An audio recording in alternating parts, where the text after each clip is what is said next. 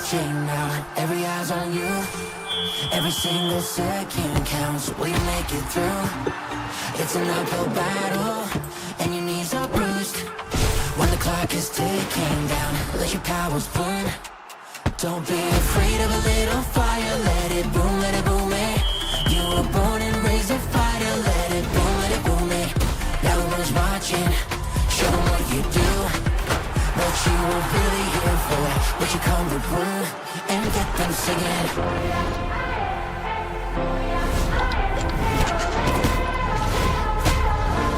And get them singing.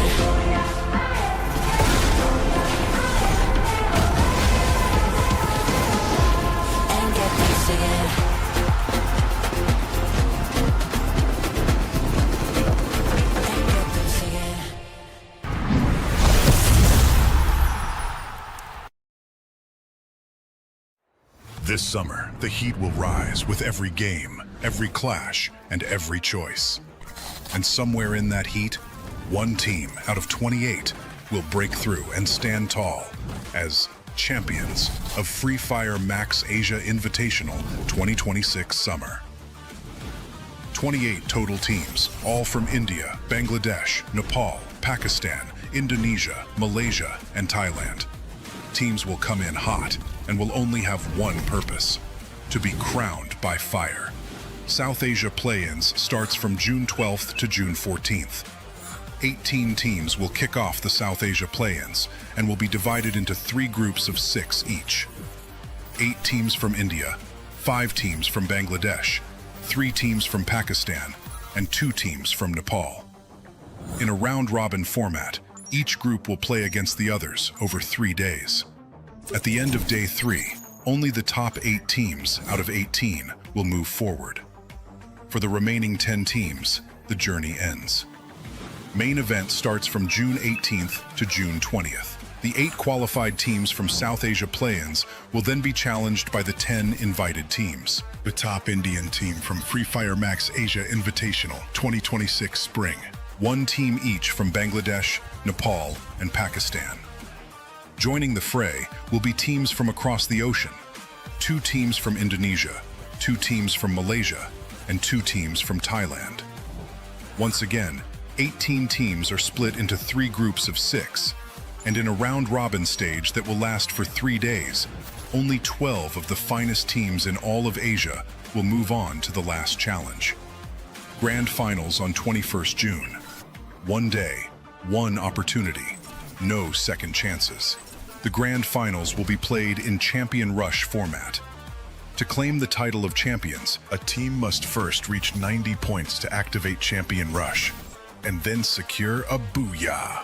At stake is not just the crown, but also the biggest share of the $50,000 prize pool. When the final moment arrives and the heat reaches its peak, only one team will rise above the rest, and only one team will be remembered as crowned by fire.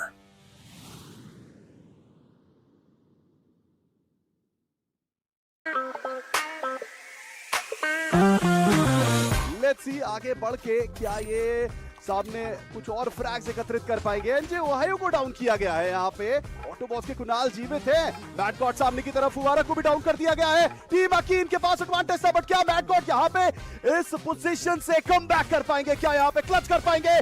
Freeze nets का भी इस्तेमाल किया जा रहा है। Mat God को shot लगाने की पूरी कोशिश, कुणाल भी डिस्टेंस से शॉट लगाना चाहते हैं, लेकिन फिलहाल के लिए मैट गॉड यहाँ पे अकेले खिलाड़ी जूझते हुए और फिक्स को करेंगे डाउन। दूसरे छोर पे चलिए, टीम अक्की के खिलाड़ियों का रिवाइवल तो हो चुका है, बट मानना पड़ेगा मैट गॉड को। Matt God clearly playing like a Matt God in the moment. लेकिन अभी के लिए ऑटोबॉट बनाम आईक्यू टोटल गेमिंग, एक तरफ है भारत के पायोनियर्स आईक्यू टोटल गेमिंग, तो दूसरी तरफ है the new commerce but the rising stars, the amazing players of Autobots esports, जिन्होंने दर्शाया कि प्रेशर में वो क्या कुछ कर सकते हैं। बट अभी के लिए यहाँ पे टीम आकी को फिनिश करेंगे आईक्यू टोटल गेमिंग। कमाल का प्ले, इंस्टेंट रिएक्शन देखने को मिला, एंड ये फिनिशर मूव आएगा इन खिलाड़ियों की तरफ से। मुसीबत का पहाड़ आगे बढ़ता हुआ ये तूफान ऑटोबॉट्स esports मैट गॉड, एक मैड रश यहाँ पे होता हुआ। इस टाइम नेड भी टॉस करके नीचे फेंकेंगे, अंदर जरूर गया। इस वक्त देखिए हीलिंग यूएवीज का इस्तेमाल किया जा रहा है, ब्लू वॉल यूएवी का इस्तेमाल किया जा रहा है। उन ब्लू वॉल्स को वो तोड़ना नहीं चाहते, लेकिन कैसे नहीं टूटेगी। रिपटाइड रिदम भी आएगा, बेल्टर्स भी आएंगे, इस वक्त हमला भी किया जाएगा। मैड गॉड बेक ऑफ, ये खिलाड़ी आगे बढ़ता जा रहा है। आखिरी के सर्कल की तरफ हम बढ़ते हुए, ऑटोबॉट्स अपने 80 के आंकड़े की तरफ बढ़ते हुए, 5 अंक दूर है वो 80 के आंकड़े से, 5 अंक दूर है एक भारतीय टीम अपने चैंपियन रश कंडीशन को एक्टिवेट करने से। बट फिलहाल के लिए बची कुची कसर टीम हिंद यहाँ पे पूरी करती हुई नजर आई। बट अब टीम हिंद को बाहर निकलना पड़ेगा। बाहर की तरफ से ऑटोबॉट्स के खिलाड़ी आते हुए, और अभी भी टीम ऑटोबॉट्स सेफ गार्ड कर रहे हैं अपने आप को, टीम हिंद सेफ गार्ड कर रहे हैं अपने आप को। पर अभी के लिए तो देखिए टीम देवा यूनाइटेड होरस के ऊपर भी शॉट लगाए, टीम गॉडलाइक भी धीरे धीरे करके इस तरफ आती हुई वुडू को डाउन कर दिया है, सैवेज भी डाउन। स्टॉप्स कहाँ पे है? स्टॉप्स की जरूरत थी यहाँ पे, बट अब स्टॉप्स मुझे लगता है कि रिवाइवल के लिए भागेंगे, बट सैडली भाग नहीं पाए। हो रहा ई स्पोर्ट्स का खात्मा होता हुआ, लेकिन IQ total gaming back in action, सामने की तरफ से प्लेयर्स को डाउन करते हुए नजर आ रहे हैं। बट यहाँ पे डिलीट को डाउन कर दिया गया है, team God like it is. और शैंकी के द्वारा मुझे लगता है कि डिलीट के रिवाइवल की प्रक्रिया स्टार्ट हो तो रही थी, लेकिन यहाँ पे शैंकी को मुश्किलों में डाल दिया गया है। चलिए, डिलीट का रिवाइवल तो हो चुका है, माफिया के द्वारा वो रिवाइवल हुआ। गॉडलाइक भी काफी अच्छी तरीके से फाइट को एग्जीक्यूट कर रही है। ऑटोबॉट्स आई डोंट नो कितने अंक निकाले हैं अभी, बट जिस तरीके से मेरा एस्टिमेशन है, मुझे लगता है 80 का आंकड़ा शायद वो टच कर चुके हैं। लेकिन एनएक्सटी अब ये फंस चुके हैं। अभी रिपटाइड रिदम का प्रयोग किया गया, एनएक्सटी के खिलाड़ी अब ओपन में आ चुके हैं। केडी वॉट को डाउन कर दिया है, this is the right moment, ये सही मौका है टीम ऑटोबॉट्स के लिए। एश को डाउन कर दिया गया है, वाइल्ड फॉक्स आखिरी खिलाड़ी अभी के लिए ग्लू वॉल के पीछे है। बट क्या अब टीम ऑटोबॉट्स आगे बढ़ के टीम हिंद को एलिमिनेट कर पाएगी? साहिल जाट डाउन है, हिंद के शोटो नजर आते हुए, और अब ये ऑटोबॉट्स के प्लेयर्स इस मुकाबले की बुया की तरफ बढ़ते हुए। इस समय पे सबसे ज्यादा स्ट्रॉन्ग कंटेंडर है बुया के। शोटो खिड़की से अंदर आए, शोटो का वेलकम कर दिया गया है। मैड गॉड को डाउन किया गया, लेकिन अभी मैड गॉड को डाउन करने वाले वाइल्ड फॉक्स को भी डाउन कर दिया जाएगा। एक आखिरी खिलाड़ी टीम हिंद के खेमे से, और ऑटोबॉट्स का बुया आता हुआ इस मुकाबले में भी। ये खिलाड़ी निकला है अगले coin machine and vending machine पे टीममेट्स को बचाने के लिए। टीम आईक्यू टोटल गेमिंग सामने होने वाली टीम स्ट्रॉ हेड्स रिसेंटली यहाँ पे चैंपियन बनी अपने डोमेस्टिक स्ट्रक्चर के अंदर, डोमेस्टिक टूर्नामेंट के अंदर। और अगर हम बात करें इस समय टीम आईक्यू टोटल गेमिंग बिल्कुल उनके सामने होने वाली है। पीछे से जाएंगे, हैशटैग हमला करेंगे, हैशटैग आगे जा चुके हैं, 2 एलिमिनेशन झोली में होने वाले हैं। हैशटैग को नॉक करा है, बचाना पड़ेगा टीममेट्स को, यूनाइट होकर खेलना पड़ेगा। पर क्या स्ट्रॉ हेड्स अपना एलिमिनेशन बचा पाएंगे? जी नहीं, यहाँ पे 2 खिलाड़ी को नॉक करा है। माफिया कमाल की स्नाइपिंग करते हुए 2 खिलाड़ियों को नॉक करके निकाला है। इस समय नील एंड वू की हेल्थ कम, नील आखिरी सर्वाइवर, वो यहां से निकलना चाहते थे, नील की हेल्थ कम, और इसी के साथ क्या टीम स्ट्रॉ हेड्स एलिमिनेट हो जाएगी। बड़ा प्रश्न चिन्ह होने वाला है। यहां पे रिवाइवल दिया गया, थीवा के साथ अपने टीममेट को बचाने की कोशिश, शॉट को बचा लिया गया है, पीछा करते हुए डिलीट आगे जा रहे हैं। नील पे हमला होने वाला है, नील को स्पॉट करा और पूरी स्ट्रॉ हेड्स को एलिमिनेट करा है। Team IQ total gaming back in form. आखिरी टीम, आखिरी बाधा टीम हिंद के सामने है। टीम हिंद इंडिया की इकलौती टीम इस समय जो सर्वाइव कर रही है, इकलौती टीम जो टकरा सकती है, एक्सपेंड के इस कहर को रोक सकती है। बाकी टीम्स के लिए, केवल अपने लिए नहीं, सभी के लिए रात की सांस लेकर सकते हैं, पर एक्सपेंड को रोकना इस समय नामुमकिन है। एक्सपेंड समझ लीजिए एक बवंडर की तरह आगे आ रही है। देखने वाली बात है किस तरीके से एक्सपेंड आगे प्ले करती है। इसे कहते हैं ताकत, बल, शक्ति, पराक्रम, जोर, क्षमता, सामर्थ्य, रुतबा, रौब, खौफ, दबदबा, हुकूमत, साम्राज्य, अधिपत्य, प्रभुत्व, वर्चस्व और अखंड साम्राज्य। ये गन फाइट लेना एक बड़ी भूल हो सकती है एक्सपेंड से। एक्सपेंड आगे जा चुकी है, हिंद पे हमला करते हुए, हिंद के खिलाड़ी नॉक होते हुए, वहां सायन को नॉक करा जाएगा। शोटो यहाँ पे आगे बढ़ेंगे, अभी भी एक्सपेंड के पास मैन एडवांटेज हो सकता है। एक लौते खिलाड़ी शोटो आगे बढ़ रहे हैं, जोन का डैमेज, क्या शोटो यहाँ से क्लच पुल करेंगे? बड़ा बस, और जी हाँ, शोटो यहाँ से क्लच पुल कर देंगे। मिड लेवल पे आपको नजर आ रही है टीम ऑटोबॉट्स इस कंपाउंड के अंदर। एरिया बहुत अच्छा है, एक्सपेंड को रोक सकती है, एक्सपेंड को रोकना पड़ेगा, उनके कहर को रोकना पड़ेगा। इस बार एक्सपेंड पे हमला भी करा जा रहा है, रेवेनेंट एक्सपार्क ने भी हाथ खोल दिया है। टीम एक्सपेंड एक एक करके खिलाड़ी नॉक करवाते हुए, उनके खिलाड़ी और ज्यादा नॉक होते हुए, आफे का आखिरी खिलाड़ी जोन में हील बैटल करना इकलौता है उनके पास। हेलो नमस्कार सत श्री अकाल आदाब, कैसे आप लोग? टियर लिस्ट, टियर रेटिंग लेके आ चुके हैं आपके साथ, और आज हमारे साथ टियर रेटिंग करने के लिए 4 अमेजिंग एथलीट जुड़े हुए हैं। चलिए शुरू करते हैं टियर रेटिंग की। सबसे पहली टीम गाइस ऑटोबॉट्स। पिछली बार काफी अच्छा खेले थे वैसे, हीरोइक तो रख सकते हैं इनको। अब हमारे सामने आ चुकी है टीम गॉडलाइक। ग्रैंड मास्टर पे रख दो। हाँ मेरे हिसाब से भी ग्रैंड मास्टर पे भी। नोबिता यहाँ पे स्माइल दे रहे हैं कि आप कहीं पे भी रख ले, लेकिन मेरे लिए तो गॉडलाइक दिल में रहेगी, दिल से गॉडलाइक। और अब अगली टीम है स्ट्रॉ हैट्स। स्ट्रॉ हैट्स को डायमंड पे रख सकते हैं, मारते तो अच्छा मारते हैं लोग। इनका बंदा वेंडिंग पे कैंप करके बैठा था भाई, इनको प्लेटिनम पे रखो। फाल्कन्स को कहाँ रखा जाए, चारों खिलाड़ियों से पूछूंगा मैं। ग्रैंड मास्टर से मास्टर ऊपर यार। अगर होती तो अगर रख देते इसको तो। चैंपियंस पे रख दो, चैंपियंस पे कुछ एक बनाओ उस पर। हाँ एक चैंपियन का बना दो। बिगेट्रॉन बाय वाइटैलिटी, इन्हें कहाँ रखा जाए? ग्रैंड मास्टर पे रख दो। ये भी भाई है भाई, चैंपियन के भाई है, रख दो grand master. IQ total gaming कहाँ रखना चाहेंगे? ग्रैंड मास्टर यार वो। ग्रैंड मास्टर पे ही रख दो। और अब टीम हिंद हमारे तेज FFMIC 2026 स्प्रिंग के चैंपियन चैंपियन है, और इंडियन सर्वर में तो इनका कंपटीशन कोई दिख नहीं रहा है। ग्रैंड मास्टर डालो इनको, क्योंकि अभी स्क्रिम्स भी चल रही थी जो बाहर की, उसमें भी काफी अच्छा खेल रहे थे।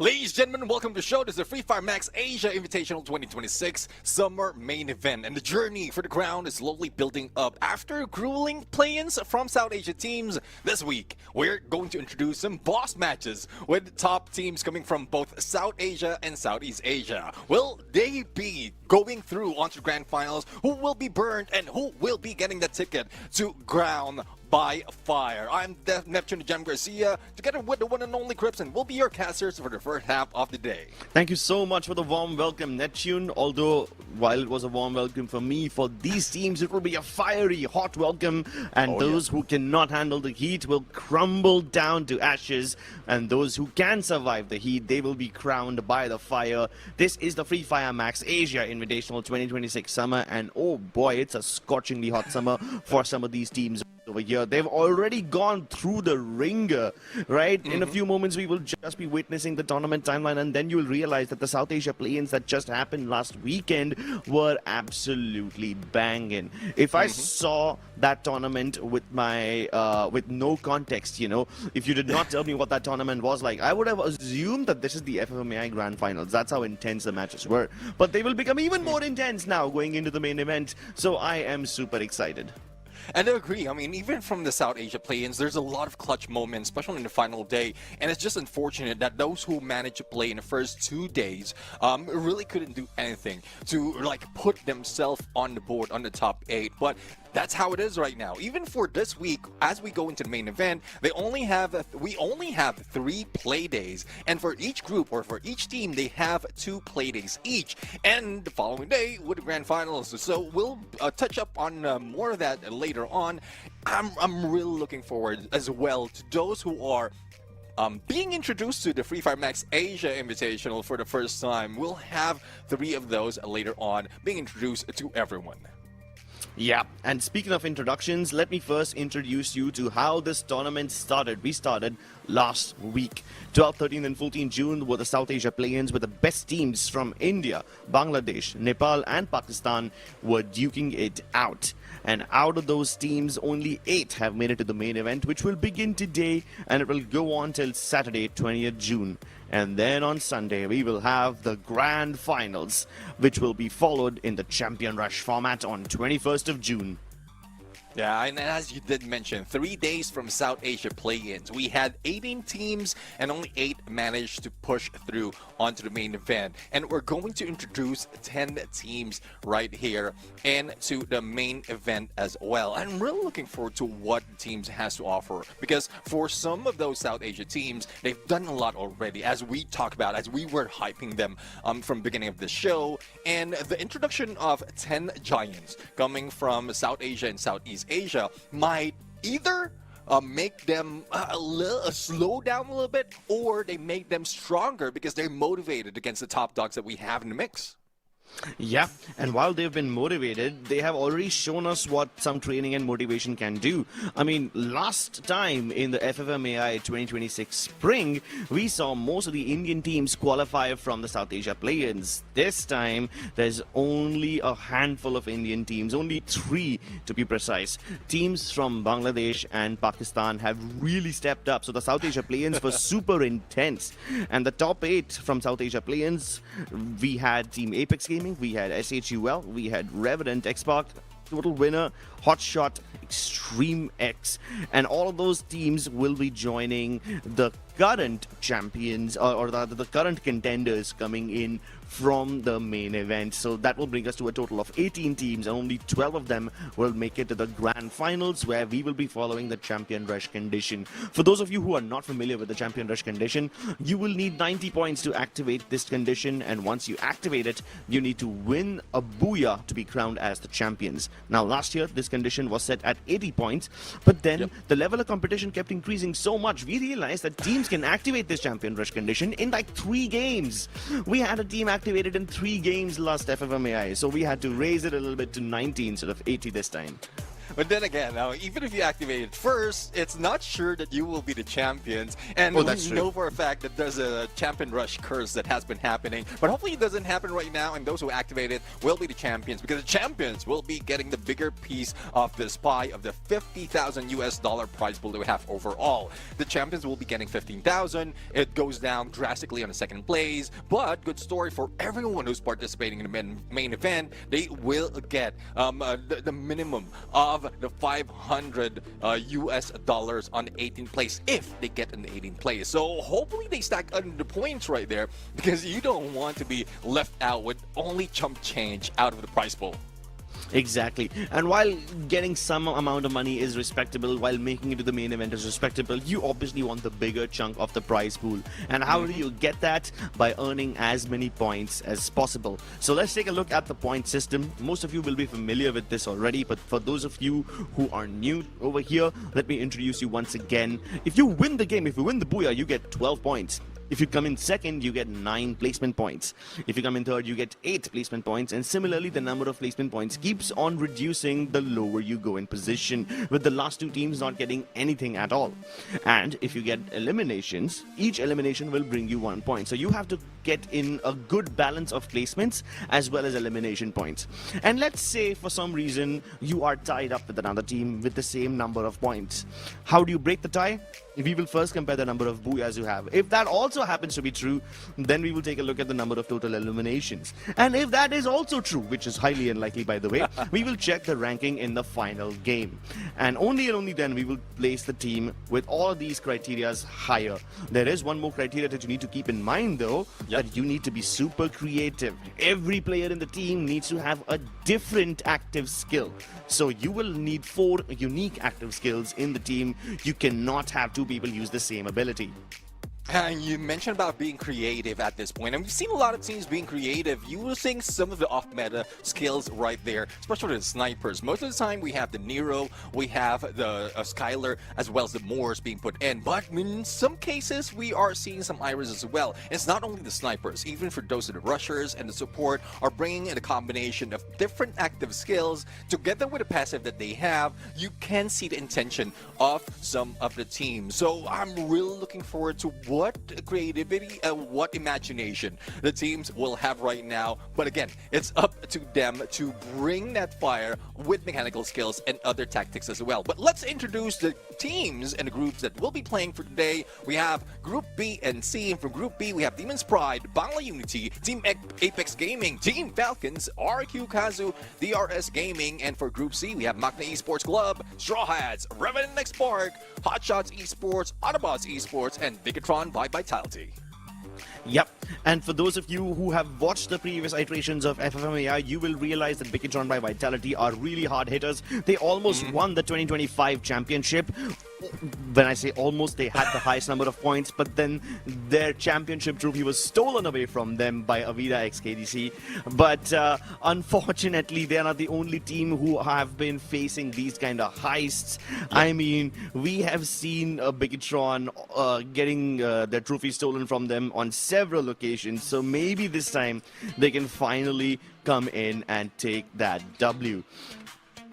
Well, as I did mention earlier, we have 3 teams out of the current playing out of Group B and C that would be the first time in Free Fire Max Asia Invitational. So I'm really looking forward to what they have what they're going to bring in to the table right now. One of which has been introduced from the South Asia play-in, which is BANGLA Unity from Bangladesh. Now we have a couple that is Demon's Pride from Pakistan, as well as RQ KAZU from Indonesia. And those 3, this is the first time we're going to see them on the main event. But like with BANGLA Unity, we know how well they can catch up with numbers, but with giants in the mix, it might be difficult.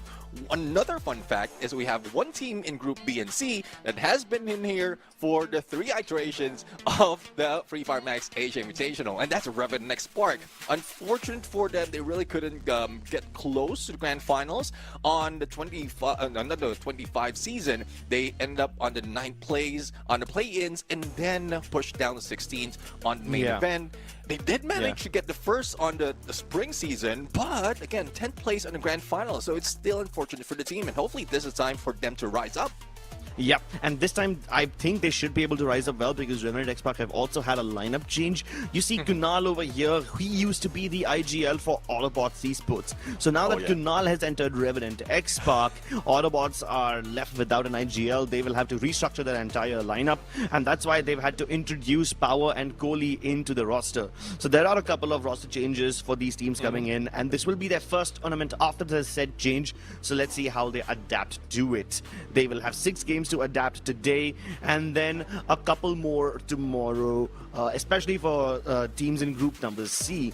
These guys will have to play back-to-back days, and they will have to bring their best foot forward. We will start off today with Kalahari, and then we will move on to Nextera and Bermuda, after which we will take your leave, and the other casters, AJ and Lucifer, will join us for Solara and Purgatory and the last map. Last map, obviously, is going to be randomized.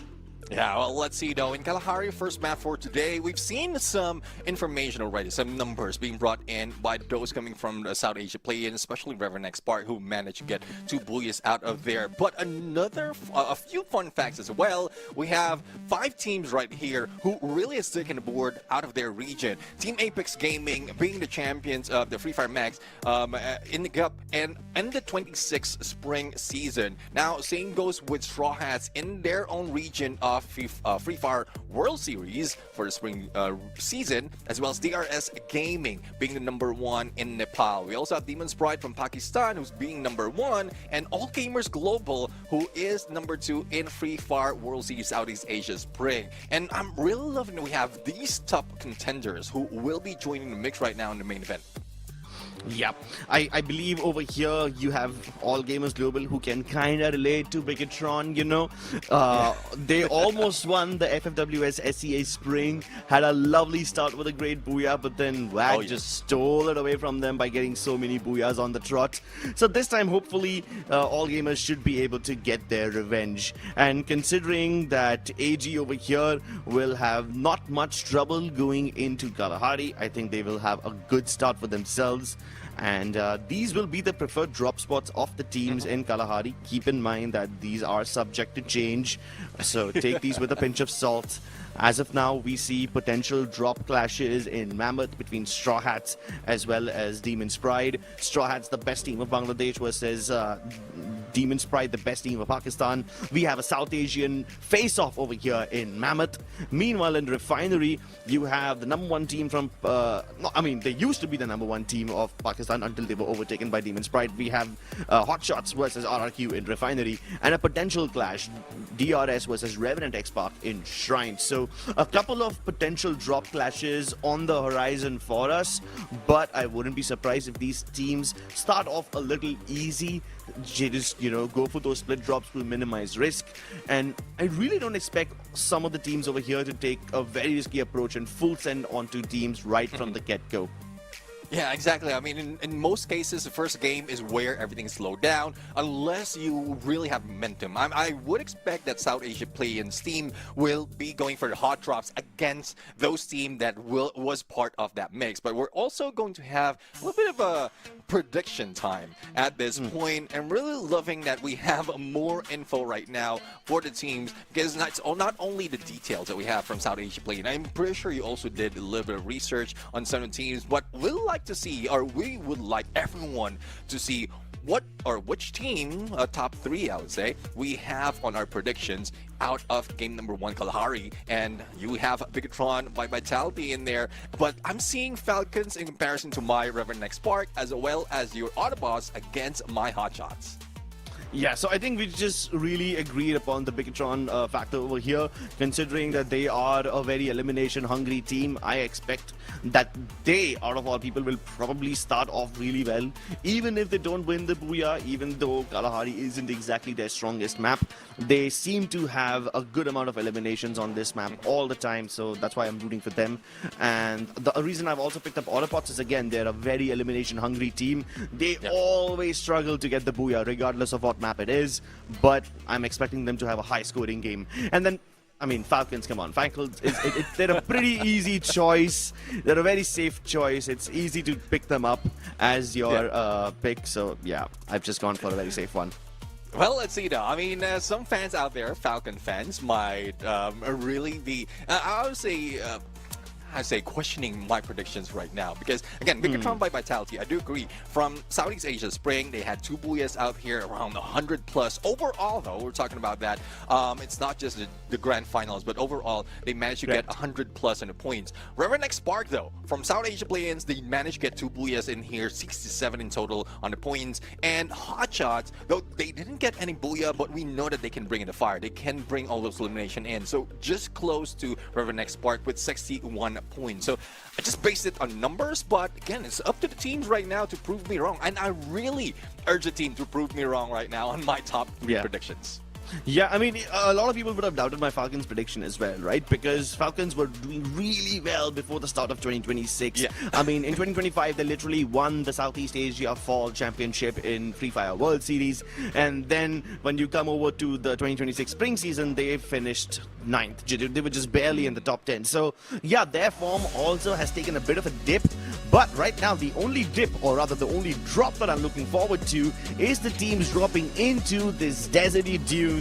Let's take a look at the first map of the day, ladies and gentlemen. We have Kalahari on the screens. Let's begin this. Yeah, look at the flight path right now from Oldhampton heading in just onto the west of Stone Ridge. And we've seen that a few teams already taking shrines. A double hot drop that we might expect in there is coming from either REVENANT XSPARK and DRS. And there you have it, DRS. I thought they will be heading straight to Council Hall to go against BIGETRON by Vitality, but no, they decided to go into shrines. A few contenders as well going into the southern part of the area. MAQNA Esports as well as TAG. Now, that would be something that excites us because we haven't seen a MAQNA Esports club really battle against Indian teams for the most cases. Yeah, for the most cases, MAQNA Esports Club have been very, very troublesome, but they don't nearly get to the top. This time, the REVENANT XSPARK, they are the ones creating trouble for DRS. They have already secured the elimination onto Takuri, but StroX manages to get the res again, which implies that Alu and Pratik over here, even if they lose their lives, StroX is somewhere else on the map, so he can probably bring them back to life. And as we expected, REVENANT XSPARK get those eliminations, and with that, they've earned enough points to bring Vincent back. They should be able to collect a couple of coins over here, so they can get Sohan as well. But that being said, though, they might accidentally run into DRS again. They knew that StroX just managed to get the res, but they did not know where he was. Now they might have just discovered him in the Bayfront quad compound. That's one thing now. I mean, once you revive a teammate, they got spotted by an enemy. That will be a fewer hint of where they will be heading. But on the other side, we have MAQNA Esports going for the chase against a couple of players from TAG. And I'm not quite sure if Team Apex Gaming will be able to get away from this, or if they're planning to get away, because I'm pretty sure they have the firepower to do so. But without Shoto into the mix, they will be slowed down. But the real soldiers being eliminated a little bit early, and we didn't expect this to happen, but from that engagement that happened in Shrine, our REVENANT XSPARK really is on fire and hungry to get all those points in. Yeah, and REVENANT XSPARK only probably got like 3 points in, so the last member of DRS was probably shot by someone else. That is very unfortunate for DRS. A rather slow start for them, getting only a couple of points to their name, but Team Apex Gaming might also face the same fate over here as they are losing their battle in Stone Ridge. They're being followed by Bangla Unity really hard, so they need to get out of here quickly. KD God hops into the Jeep, tries to get away as quickly as possible, but he has to leave his poor teammate Sahiljat back there, and Sahiljat will have to fend off on his own. Meanwhile, RRQ, while they were fighting Straw Hats and Refinery, they've only lost Mal, and they've got 1 elimination, so they lose 1, they get 1. It's a fair trade for them for the time being, although I would have expected a lot more action in Refinery by now. The Boatmaker keeping them shy, and because they know that they're undercover, Straw Hats drop down to the floor, hoping to catch RRQ off guard. They only catch Rands, but the revenge is instantly here. Deer trapped in that container, locked in against Shocked, and Neil tries to save him, but unfortunately, he also falls. Who finally has to step up, and with his VSK, he's able to somewhat recover the damage that was dealt. And while Refinery battles will continue going on, we hop over towards Bayfront once again, where it's Autobots versus Falcons. Autobots right now losing Mad God, but quickly revived. But here comes the fight, and Raja with M590 managed to dance around against Johan. Now Prodigy right now with a hook gun trying against Limit, but Limit 7 already managed to pull off a launch pad. Another shot, and he might have been taken out already. Autobots are taking Bayfront by themselves, and only Limit 7 is the only remaining player, but unfortunately met by BTR Koja. And you know the signature of BIGETRON by Vitality. They are the Falcon Hunters, and the final player hunted dearly, ending in 11th place. Sheesh, it seems like these guys have they just have taste for the birds. They just have taste for the Falcons. They love eating their chicken, they love eating their turkeys, and any other kind of bird that's edible, especially Falcons. And BIGETRON, while they have got Falcons, the next target is Autobots. While they don't particularly want to target Autobots, they are in their line of sight, and whoever's in their line of sight will be forced to fight, and Autobots cannot win it. Forced to run away. Mad God has to run for his life. And I think he's got enough coins to revive at least 2 players of his team, but that is subject to change considering the number of vending machines available are very limited right now. All of these teams who've suffered some losses, they have to lick their wounds and get the reses back. DR18 almost went back in cover, and unfortunately he will not survive this one. Vincent gets him, but Kunal gets shot down instead. Mal, he's surrounded. Sohan trying to get the trade, and Sohan will find it with the Bison. And finally, Revenant XSPARK stabilize.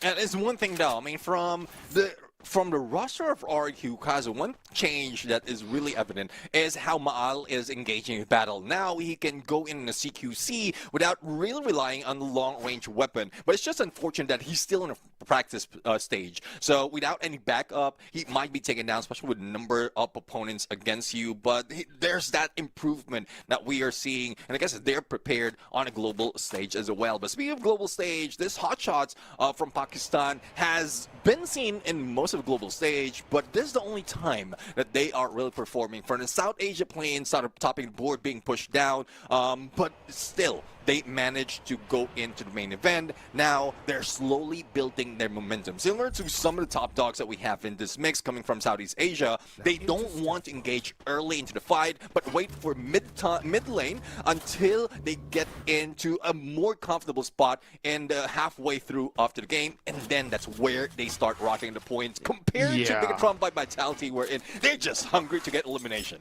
Yeah, BIGETRON are just super hungry right now. No amount of bug can satiate their hunger. Nice shot by Johan. Kyung didn't even have his feet on the ground before he started landing those shots. And Johan, a pixel is still visible, but they're forced to go outside the zone. Prodigy also taking a bunch of damage. Autobots down to their last legs. It seems like escape is not possible anymore. And Prodigy just has to pray for his life, but Koja finds him as well. Now, luckily, there is an insurance policy for Autobots. There's still one more player remaining, so he will be able to get the res onto the rest of the team. All 4 of them alive. Oh no. But I just hope they don't fall into this trap of reviving the players again and again.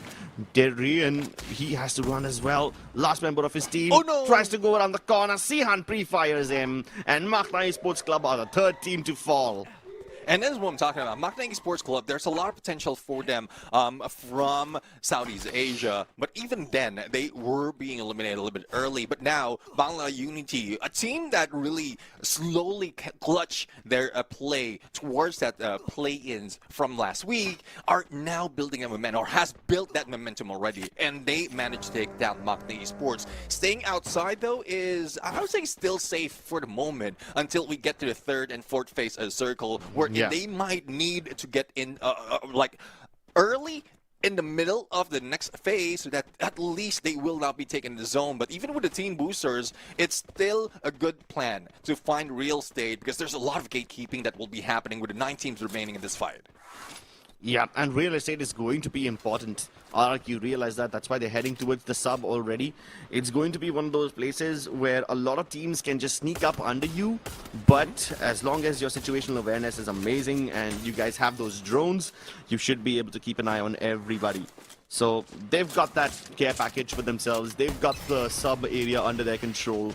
Meanwhile, this is a replay of how MAQNA Esports crumbled under pressure very, very quickly. Getbu was trying to single out one player, but the moment he gets to Sihan, he gets pumped with the Trogon, and Sihan gets a double instantly over there. Meanwhile, you had Yanzi. He was trying to go for the flank. He gets shot down by Rehan instead.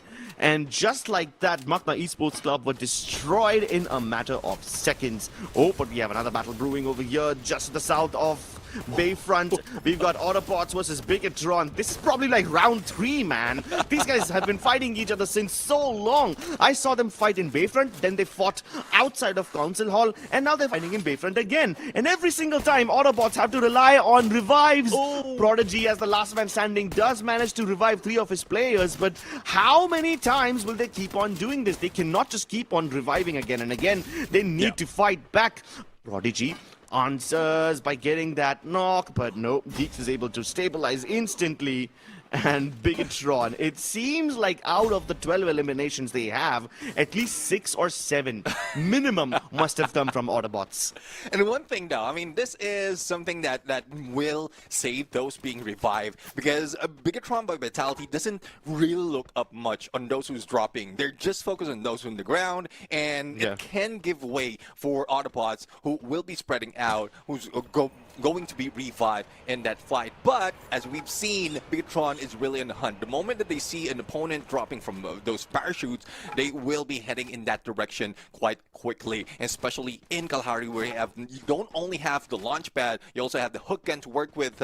They need to be careful on where they are headed. But for BANGLA Unity, they, after the engagement against MAQNA Esports Club, they're just close behind, but they might be meeting against HOTSHOT right now, who's shooting at them, but they're just waiting for next phase's circle to show up in 15 seconds. Yeah, and the circle just keeps on pulling to the south. Unfortunately, even for AUTOBOTZ, everything is going south. Nothing seems to be working in their favor. Sohan.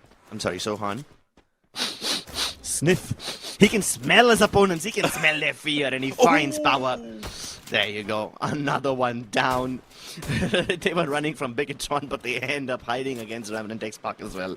And now REVENANT are like, okay, my nose is not working. I can't sniff any more opponents. Let's use a UAV to clear out the hiding people, to clear out the stragglers. Well, let's see if they can clear it out right now. Zone's closing in, and BIGETRON has lost sight of AUTOBOTZ. It's a good thing for AUTOBOTZ, but unfortunately dropped in refinery being spotted by REVENANT XSPARK, slowly building the numbers. But Team Apex Gaming, they managed to get one elimination earlier. I think, if I'm mistaken, that's within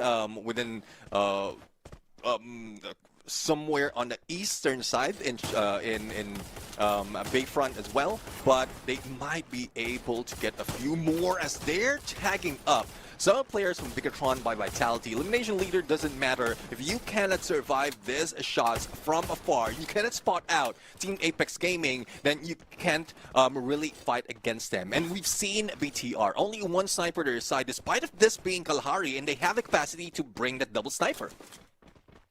And I'm just super fascinated by looking at their camera right now. I'm used to seeing all these players in their individual bedrooms playing away from each other. It feels good to see all of them sitting in the same room finally. They finally have an org to themselves. Team Hind, the champion of FFMAI India Cup, have now been acquired by Apex Gaming, one of the most famous orgs, who have literally come out of nowhere and still taken the whole scene by storm. So now it's time for Apex Gaming to do the same. They've got themselves a nice central position, and they're trying to take pot shots at BIGETRON versus REVENANT XSPARK that's happening on the edge of the map. So while AUTOBOTZ have a decent spot for themselves, BIGETRON still need to find their way inside. REVENANT XSPARK also just getting pressured from RRQ, who are currently exploiting that high ground area. Now RRQ also need to make their way into the zone, but for them it's a rather clear entrance. They don't have anyone gatekeeping them. But BIGETRON and REVENANT XSPARK, they both keep getting shot, and they're both getting pressured like anything. BIGETRON finally relieving some pressure by getting knocks onto Apex Gaming. They're down 2 of the Apex Gaming players, but they still can't do anything to RRQ. And RRQ just continue raining hellfire upon REVENANT XSPARK.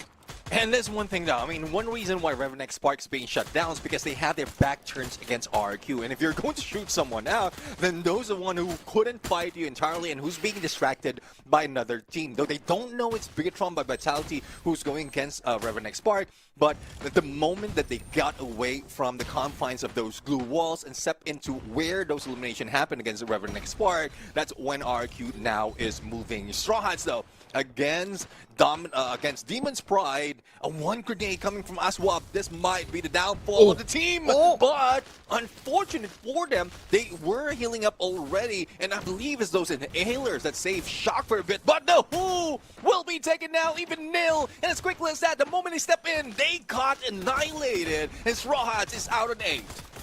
Yeah, and unfortunately the team doing all the hard work, Demon's Pride, the ones who were actually hunting down Straw Hats, didn't even get the eliminations for it. RRQ stole those points away from them, and now RRQ might just steal the lives of Demon's Pride. Unless they can find a way to get inside that safe zone, I don't think they are gonna have a good time. Oh, never mind, RRQ has a bigger problem. BIGETRON are behind them, and they've already lost Deer 18. They instantly go for the res. Rayhan, it's now time for him to start shooting at Demon's Pride, so luckily RRQ can completely focus on BIGETRON right now. A pure 4v4 over here, and the nades do such a brilliant damage. My goodness, they destroy Deeks. Kyung and Koja forced to fall back. Riptide Rhythm sent through. Kyung and Koja once again forced to relinquish that high ground area and go deeper underneath. But RRQ must not overextend. The revives are insane, but the landmine comes through and a fight goes down yet again. And another one. Seabank and Kyung on the verge of pulling off a 2v4, and they completely destroy RRQ. HOTSHOTs want a piece of the pie, and they steal a couple of eliminations as well, but god damn, that was a brilliant 2v4 survival. And I thought RRQ will be able to survive. After that landmine knockdown, they can go for the pickup. And then here comes HOTSHOTs for the backstab. Even pushes BIGETRON by Vitality away from that area. So let's see though. There's only a couple of players coming from BTR right now. And Koja, the sniper, as well as Bang, who managed to pull away from the rest of the squad and not eliminated, will have a really hard time getting into next phase of the circle. There are a few covers that they can work with, but it's not so much of a compound lead. It's just those containers, and Shoto shot to the head and shot to the heart of Koja, leaving BTR with only one who is being cooked outside of the zone. Oh my god, they're getting cooked, bro. They're on the burn. They're feeling the fire over here. And they won't be crowned by the fire. They keep getting so much damage. I don't know about fire, man, but right now they're freezing. Look at the amount of freeze grenades on HOTSHOTs, and even the glue wall melters. Both Apex Gaming and Bangla Unity are uniting their forces to destroy HOTSHOTs. And in Wolvin, it's his Woodpecker who's doing all the damage. Sahil Jatnade finally finishes off most of HOTSHOTs. It's just actions left, and he's also hiding inside that container. He's hoping that nobody spots him. I think I can say the same for Seabank, because he's also hiding and biding his time. How on earth are Seabank and Action still alive? Seabank finally forced to come outside the zone. He's literally hugging the zone and watching it inch by inch. Yeah, I mean, no one has managed to spot him, even from Bangla Unity. Seabank was just stealthy at this point. He haven't even triggered that stealth bites just yet the moment he get into the containers. But now this is a battle of those coming in from South Asia play-ins, and Team Apex Gaming pull away on a 1-3 split just to make sure they will not be caught off guard with any nades from Bangla Unity. Actions though, HOTSHOTs, I don't think they will be able to survive. And there goes Shoto with M590 eliminating one team, and now BTR still managed to end the third, and we are being brought into a 4v4 against Team Apex Gaming and Bangla Unity.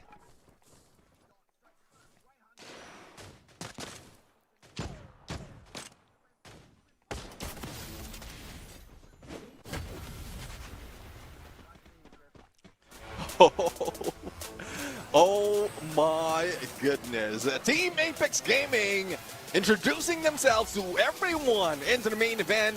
Great booyah. And we've seen as well that they were not hot on the beginning of this game. It's more of BIGETRON by Vitality as well as REVENANT XSPARK, who's getting a lot of elimination, but towards the end they know exactly what needs to be done. I would love to see how many elimination they got out of here, because there's a good chance that they might be able to overtake I would say, overtake BIGETRON by Vitality in terms of numbers because of the small difference they have in elimination, plus the booyah that Team Apex Gaming managed to get in this game number 1.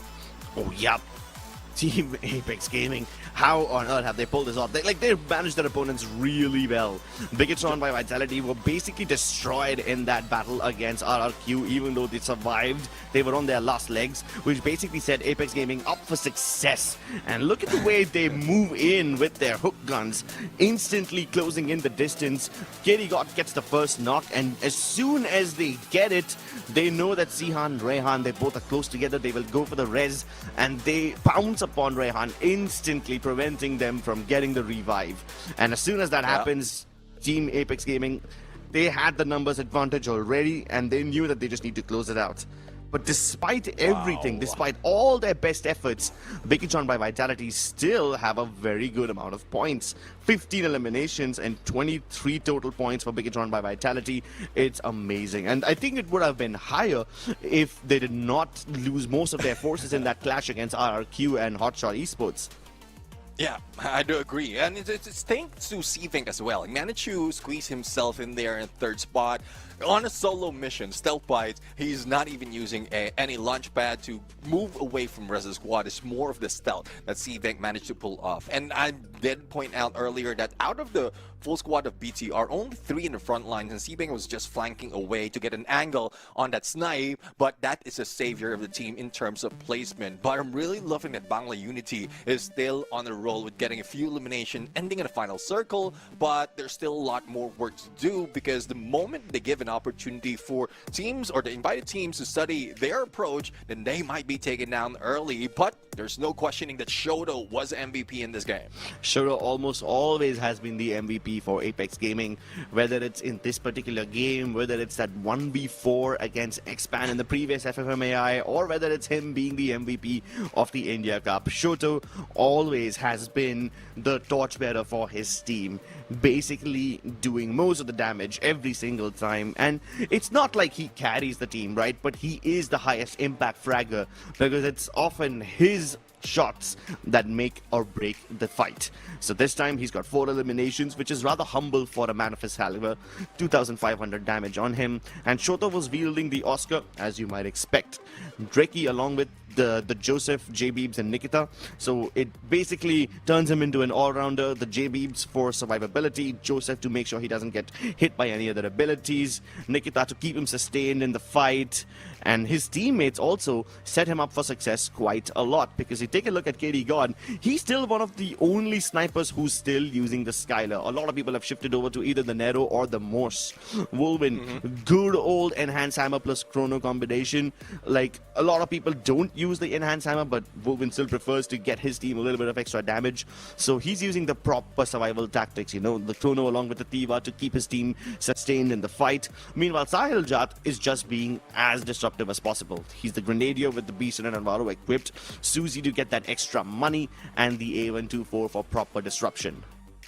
Yeah, I mean, it's a good thing though that he managed to bring in a lot of elimination for Sahil Chad, because not so much, a lot of damage though, not so much elimination. It's most of Wolfin is doing the work and eliminating those knockdowns, as well as Shoto in there. But I'm really loving that the combination of the teams, even with the skills that they have, is quite surprising. I would say, because we don't see often a combination of A124 together with Valiant Dash Oscar, as well as you pointed out, KD God's Riptide Rhythm on that Skylar. So I'm really loving that they are also catching up on what great use of having a split blitz together with a piston, as well as the A124, because once you have that helping hand, your throws will be longer, and A124 is one of those that is treated like a grenade out there that would increase the range of that thrill of battle.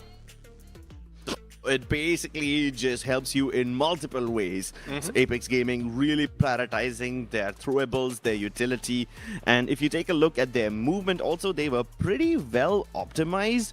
Like, unlike a lot of other teams who were all over the place, right? Yep. Apex Gaming did not really go from fight to fight. They went from POI to POI. From Bayfront, they went to Santa Katrina. And then take a look at that safe rotation from outside the zone along Stone Ridge. And since then, they've been trying to fight against Bangla Unity just to get inside the zone and get a compound for themselves.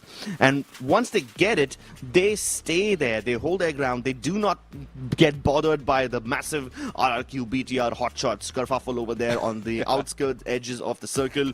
They don't worry about those. They don't get greedy and leave their position to get a bunch of eliminations. So they hold their ground, and they know that Bangla Unity is just across the other side. They've already scouted them out way before that final fight even began, so they knew exactly what they were signing up for. Well, I do agree. I mean, I'm really loving that they are just watching everything unfold in the final moment, taking advantage of the situation, and then grabbing that booyah. And that's one of the strategy that we are really encouraging the teams, or for those a little bit too aggressive, to do. Because even in aggression, it can bring in numbers, similar to what we've seen in BIGETRON by Vitality. But if you want to practice for that Champion Rush Grand Finals, you will need to take it slow from the beginning, the first half of the game, and that's where you rack up elimination, find a circle, make sure that you're a full squad. But as we head into the next game, we are now stepping into next era. So not so much of those platforms, but we know that they have elevation as well. And with the number of compounds that we have, even the teams are still choosing those hot drops a lot in Intellect Center. That's REVENANT, XSPARK, BIGETRON by Vitality, as well as a DRS. But I believe the real soldiers will be pulling away from this because they don't want the same thing happening to them in this game number 2 from what happened in Kalahari, wherein they got eliminated first. Yeah, they definitely don't want that disaster again. Although I see Intellect Center and I see a potential disaster brewing already. REVENANT, XSPARK are too stubborn to leave this. BIGETRON are too stubborn to leave this. Does DRS have what it takes to land into Intellect Center and continue fighting? Or will they force REVENANT, XSPARK out of there early on? Even in Deca Square, AUTOBOTZ have been generally uncontested in whichever other tournament they face. But now Straw Hats might actually give them a run for their money in Deca Square. So that is going to be super interesting as well. But a lot of the other POIs like your Zipway, your Boxing Gym, they are not as heavily contested as I thought they would be. Perhaps not for the drop clash, but we know that a lot of teams will rotate via those areas, especially Farmtopia and Boxing Gym. So yeah, I'm expecting a lot of those teams to get into trouble while they start rotating. And it is a problem in this map, which is why the predictions are going to be heavily centered around them. At least for me, I have picked up teams in my prediction who I know can punish a bunch of their opponents in the middle of those rotates. So let's take a look at the caster predictions over here. And you'll notice I'm basically going for a lot of those safe picks, okay? I always keep picking Falcons, although given the performance in the last game, I am starting to doubt my predictions a little bit over here. I thought they would be great at intercepting rotations, but clearly that did not happen in the last game. Maybe there's a chance for that in this game. I've also picked up RRQ KAZU because I kind of like how smartly they play, and they had everything they needed to win that fight against BIGETRON in the previous game, but god damn that landmine, it hit them like a truck out of nowhere. And last but not the least, I picked up Straw Hats because I liked what they did previously in Next Era, but I don't know if they will be able to replicate that same performance over here in this stage. Yeah, I do agree. I mean, it's just for me, I do have Falcons and RQ as well because of the performance they have in Southeast Asia. When it comes to this map, they're tied to tie, like 102 in terms of elimination, 101. That's Falcons, 101 for RQ. For the final pick, you had Straw Hats. I have HOTSHOT because they did manage to get one booyah as well, 38 points from South Asia play-ins. But that's just the past. This is now the future, and we're talking about Next Era, the future of Free Fire. Let's see where the teams will be heading, and they will be coming in from Turbine. So looking at some of the potential drops that the teams would be, they're dead smack in the middle, and some of which might be choosing to go south instead of getting into Intellect Center, which is in the north. Yeah, so as of now, you're right. I mean, one of the teams, DRS, has already dipped out of Intellect Center. They were supposed to drop over there, but instead they went towards Placeria, where they're going to have a drop clash against Bangla Unity. But Bangla Unity also have a split drop. Some of them are over here. Meanwhile, their third player is elsewhere. DRS basically fighting a 4v3 over here in Placeria. Can they make this one work? Because DRS are trying to go for the flank. Alu from underneath almost cuts Rehan, but he dips back in cover just in time. Has time for a medkit, but goes around the other side to pop it. They finally discover that Alu is in no position to harm them because Autobots have arrived on scene. So DRS now need to be worried about their backlines as well. And now finally BANGLA Unity are like, oh, thank goodness we sent one of our players to grab labs. At least, even if all of us die, he will have an insurance policy.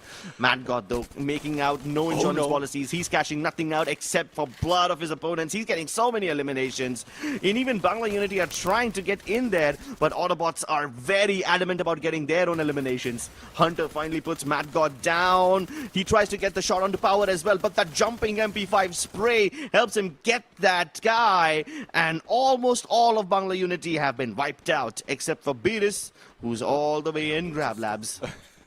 Well, good plan indeed. He managed to get 1,100 on the coins right there, managed to bring back a couple of players and loot up a few more. Autobots, though, they're not out of trouble just yet. After some of the revives that happened for their side, they do have a lot of elimination, but we've seen a lot, some of the teams just guarding the skies, waiting for the drop to happen. But speaking of drop, DRS has been dropping a little bit too early. Same goes with Team Falcons right now. And most of what they've done in this fight is just try and revive their teammates.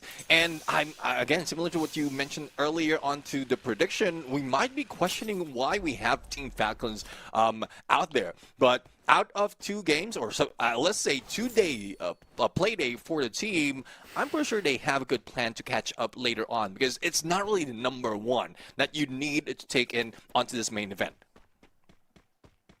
Yeah, I mean, Falcons, it's a rather uncharacteristic start for them. And even though they don't have the most explosive starts, at least they've never suffered this much in a battle. So, yeah, it's rather odd for them to be in this kind of a situation. But, hey, it's a new kind of lobby, so you need to get used to it. And now, getting used to the shots are Straw Hats. They knew the Demon Sprite around the corner, but they weren't close enough to provide each other backup. Neil thought that he would be just close enough to help out his teammate, but now he has to relinquish that area, get on the zipline, and pray for his life, because he's the only person from Straw Hats over here. His teammate is nowhere close to him, extra miles away. Neil tries to plug one of the teammates in, and he does get the res, but as soon as he purchases his teammates back, he is going to be destroyed.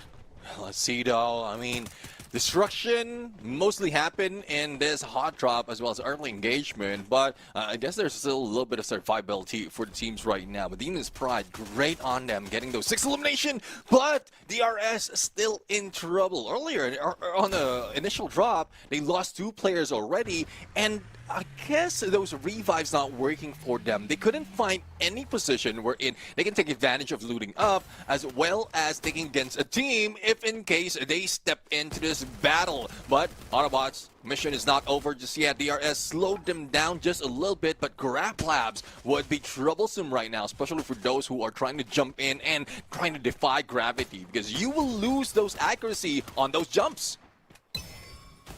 Oh, Power uses the vending machine. Great revive onto Mad God.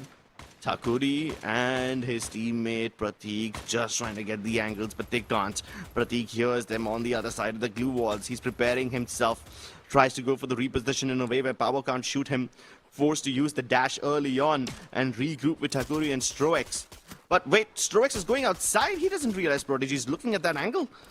He loses most of his HP and now gets finally shut down, forced out into the open, and Autobots secure the numbers advantage yet again. Prodigy with a patient play on that shot. 10 elimination already for Autobots. And let's see if they will be able to continue and take down the rest of the squad from this Grab Labs heading into next phase of the circle. But speaking of next phase of the circle, zones closing in for the first and to the second of this match. And DRS once again being taken down early in this fight. And they are having some real trouble for the real soldiers. Yeah, they really need to pop that DRS and go into full race mode next time. Ha, F1 references. Apex Gaming, though, on the apex of this roof, taking shots at MAQNA Esports Club. And while they've got the knocks, I don't think they can go in for the full send yet. Virus retaliates by taking down KD God. Again, these just seem to be long-range knocks with very little potential of conversion, unless these guys go in for the full send. But that's the opposite of what MAQNA Esports clubs are doing. They are running away from Apex Gaming. They use that launchpad and try to get some distance between them and Apex Gaming. Well, let's see though. I mean, for Shoto, there's only 50 seconds remaining for this hit list, and this is one reason why Team Apex Gaming is pulling away from the engagement. But being pulled from this fight is BIGETRON by Vitality with 0, nada, zilch on elimination. I guess they spent so much of energy in Kalahari that they were taken out a little bit early in this fight, and it's just unfortunate. I think at this point with this kind of play, Team Apex Gaming might be able to pull away far from BTR. Ooh, let's take a look at the map over here as you saw two teams down south outside the zone trying to fight each other. One of them was AUTOBOTZ. Map moved away before I could see who the other one was. Probably need to work on my own reflexes that way. But working on sneaky surprises and reflexes are going to be BANGLA Unity. They've already popped their more stealth bites and they're trying to get the jump onto Apex Gaming. But Apex Gaming finally walk out into the open. Wolvin has to pop that time turner hoping to survive. And he's got some backup in form of KD God, but KD God gets shot down by Hunter. Somehow Wolvin survives this way before KD God does. Sahil Chat comes through with the grenade launcher. Shoto with the shotgun doing really well. Wolvin with his swag 7 making some swaggy connections. And Hunter's also get taken down. Apex Gaming recovered really well, and in a matter of seconds, they destroy the perpetrators. Well, there you have it. Destroyed as well. BANGLA Unity. Don't for elimination. There's a lot of teams out here who are trying to go and perform, getting a few of those eliminations and be caught off guard. And we expect a lot of those numbers to go in. But the revive is also expected to happen because this is the map we're in. Most of the elimination happened because of the revives. But in the early parts, like 8 minutes into the game, there's 3 teams already annihilated. And we seldom see this in Nextera.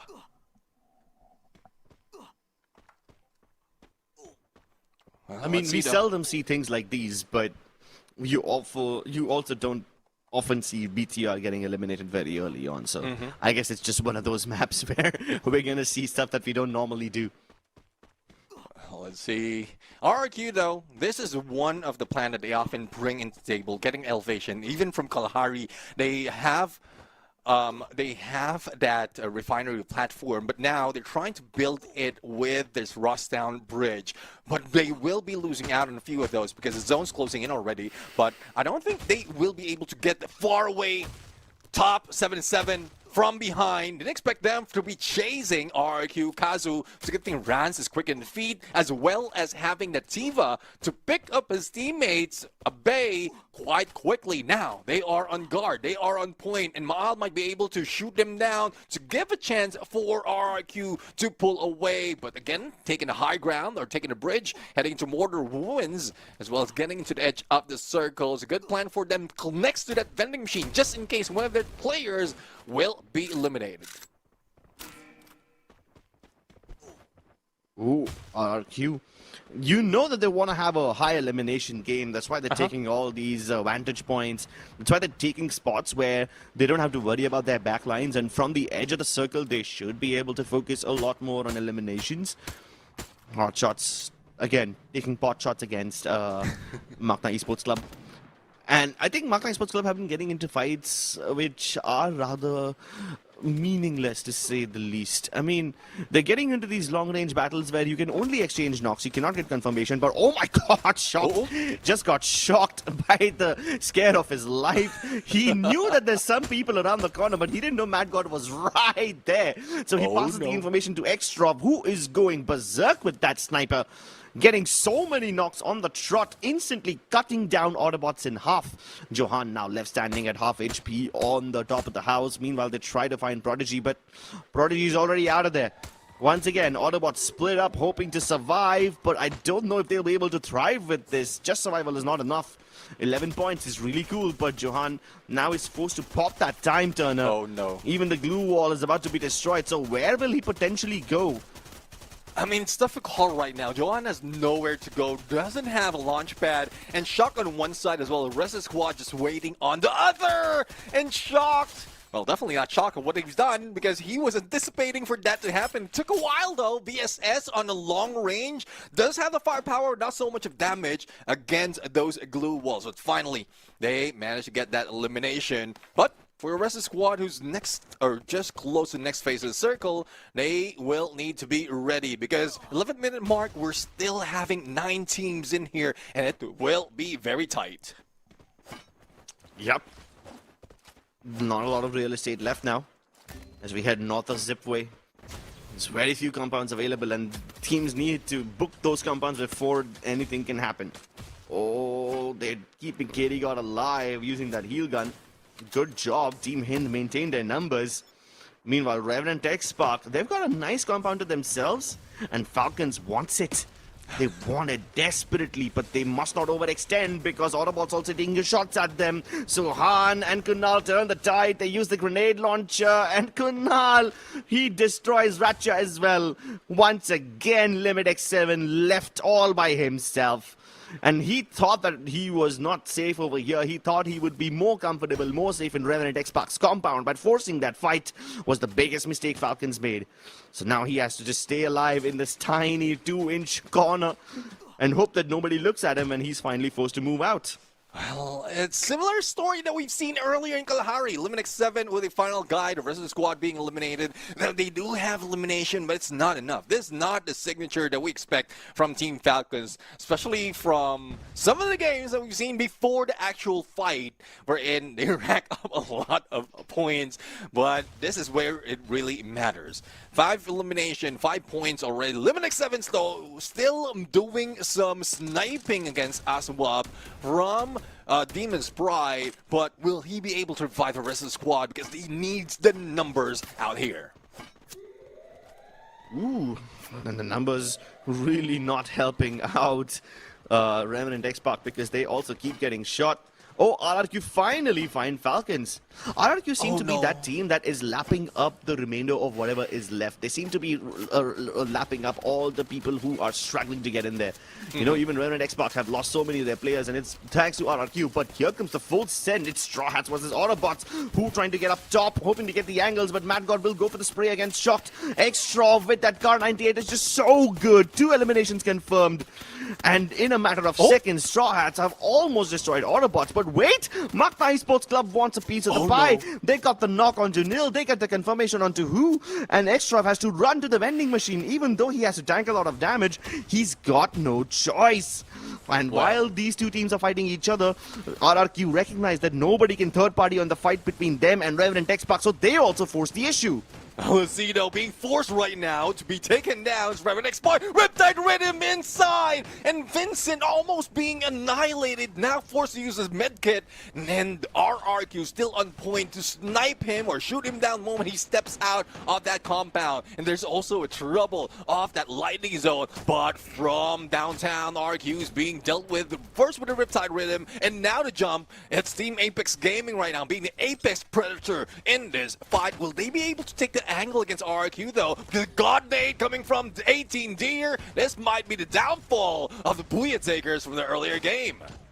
Yeah, Apex Gaming getting pressured on the edge of the zone. HOTSHOT Esports hot on their heels, not letting them breathe even a little bit.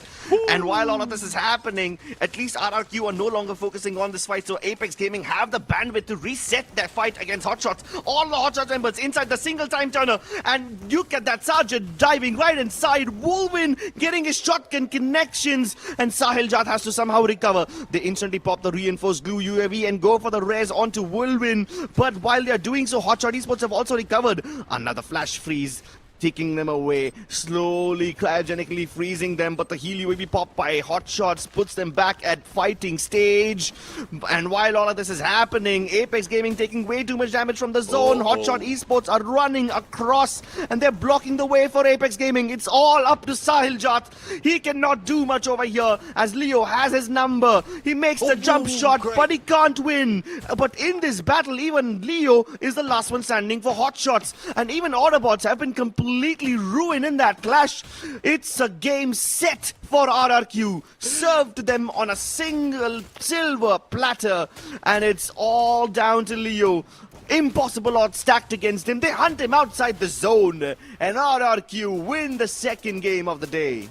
Well, second game, but massive numbers from RRQ KAZU. That's 20 elimination coming from the squad together with that Booyah, and I think it adds up to around or close to 50 points. And this is a chance really for them to catch up to numbers, if not beat Team Apex Gaming. Because even from the final moment, we saw that the struggle is real for them. They try to go for the fight against HOTSHOTs, but it's just very difficult on that edge of the circle. It's not only lightning zone, it's not only the pressure coming from HOTSHOTs, but also the blue that's eating up their HP. And they try to force themselves in. This rotation, this is where Wolvin as well as Shoto has made that mistake, trying to capitalize and getting position before the Riptide Rhythm, but they are delayed once that zone shrinks, and they're out in the open as well. It's being gunned down by RQ. Yeah, RRQ really going around the edges of the zone and just maintaining the advantages against their opponents at every single moment. They know which one to prioritize. They first fought against REVENANT XSPARK, reduced them down to a one-man unit. Then they almost pressured Apex Gaming as well before they realized, hey, Apex Gaming doesn't need our attention. HOTSHOTs will deal with them. Let's go deal with MAQNA Esports first. And that way, RRQ KAZU was able to relieve so much of the pressure on the southern side of that circle, because they knew exactly which opponent has what kind of bandwidth and which target to prioritize. That decision making from RRQ KAZU gets them the Booyah with 20 eliminations. Well, it's a good thing that there's a lot of teams catching up after some of the downfalls that happened from the first game. RQ KAZU is one of those. Only got 14 points from the earlier game, and now they have a massive 32 bomber of a match. And AUTOBOTZ, though, they only got 7 points earlier. Now they got 21. A lot of teams catching up, but one of the most consistent would be, especially on the top of the board, would be HOTSHOTs, because yes, they didn't get so much elimination in Kalahari, but they were able to get 7 placement point, and now second into Nextera on this fight. And I believe this is a good chance for HOTSHOTs to slowly build their way on the top of the leaderboard by the end of the day and be in a comfortable spot. And there you have it. Today's standings with a total between Kalahari, or with Kalahari and Nextera into the mix. Yeah, RRQ KAZU having decent performances on Kalahari and winning the game over here in Nextera puts them on top with 46 points. Even Apex Gaming, for that matter, they had their roles reversed with RRQ. You know, they had a great game in the Booyah in the first one, and then decent performance in second puts them at 40. REVENANT XSPARK always getting into the top 3 somehow. Maybe if not top 3, then at least top 5, but still missing those placement points by quite a lot, and surviving only on eliminations. They have 31 points in total. AUTOBOTZ, what can I say? These guys have been forcing every single fight, sometimes end up overheating, and that's why they're stuck at 28 points exclusively. Well, that's one thing now. For both the REVENANT XSPARK as well AUTOBOTZ, it's a good thing that they're stacking up in numbers, ending up on the 3rd and 4th. Because place in mind, I do agree with you. It's only in some instances, especially for AUTOBOTZ, that they managed to get a huge placement. It's only in that Nextera that they ended up on the 3rd place. But the game MVP, Maal, the sniper of RQ KAZU, with 5 elimination, 4,507 in damage, 5 assists, and you mentioned about the Skylar, the Riptide Rhythm. It's also being introduced, and he knows for a fact that moments were in final circles happening. A lot of glue walls is up. This is where you can use that Riptide Rhythm, a couple of Riptide Rhythm, but beforehand they also plan on reviving their teammates. Thus they have that Susie for them for the money mark, and a couple of standard build on a passive like a Maro and Moko, and no question that Maal will be the MVP because of how well he managed to get those fights, not only the long range but also the mid with that AWM. All doing really well for his team. 4,500 damage is amazing. And he didn't just get 5 eliminations, but he also got 5 assists as well. And if you take a look at his team, they have quite a lot of min-maxing going on over here. You've got Abai with Oscar. He's using the Joseph, JBeeps, Nikita. A lot of people who use this approach now, I see them use Nikita, JBeeps, Joseph, and Reki in this exact same doing. But the rest of his teammates, as you can see, RRQ, have also prioritized the Steffi over something like Chrono. The only difference between them and Apex Gaming is that they don't use the enhanced hammer. When they use Steffi, they use the Tiva along with it for fast reses, and they all see for survival. So I would say for the Steffi use, it's more of a double purpose. It's not only to invalidate those throwables. They're also they also add more on restoring the armors in this fight. So let's see. I mean, I'm seeing that this is a viable replacement for that. It's viable replacement for that Chronos time turner. Getting more of the armor, getting reduced damage in that painted refuge, which makes that Steffi more viable in this fight.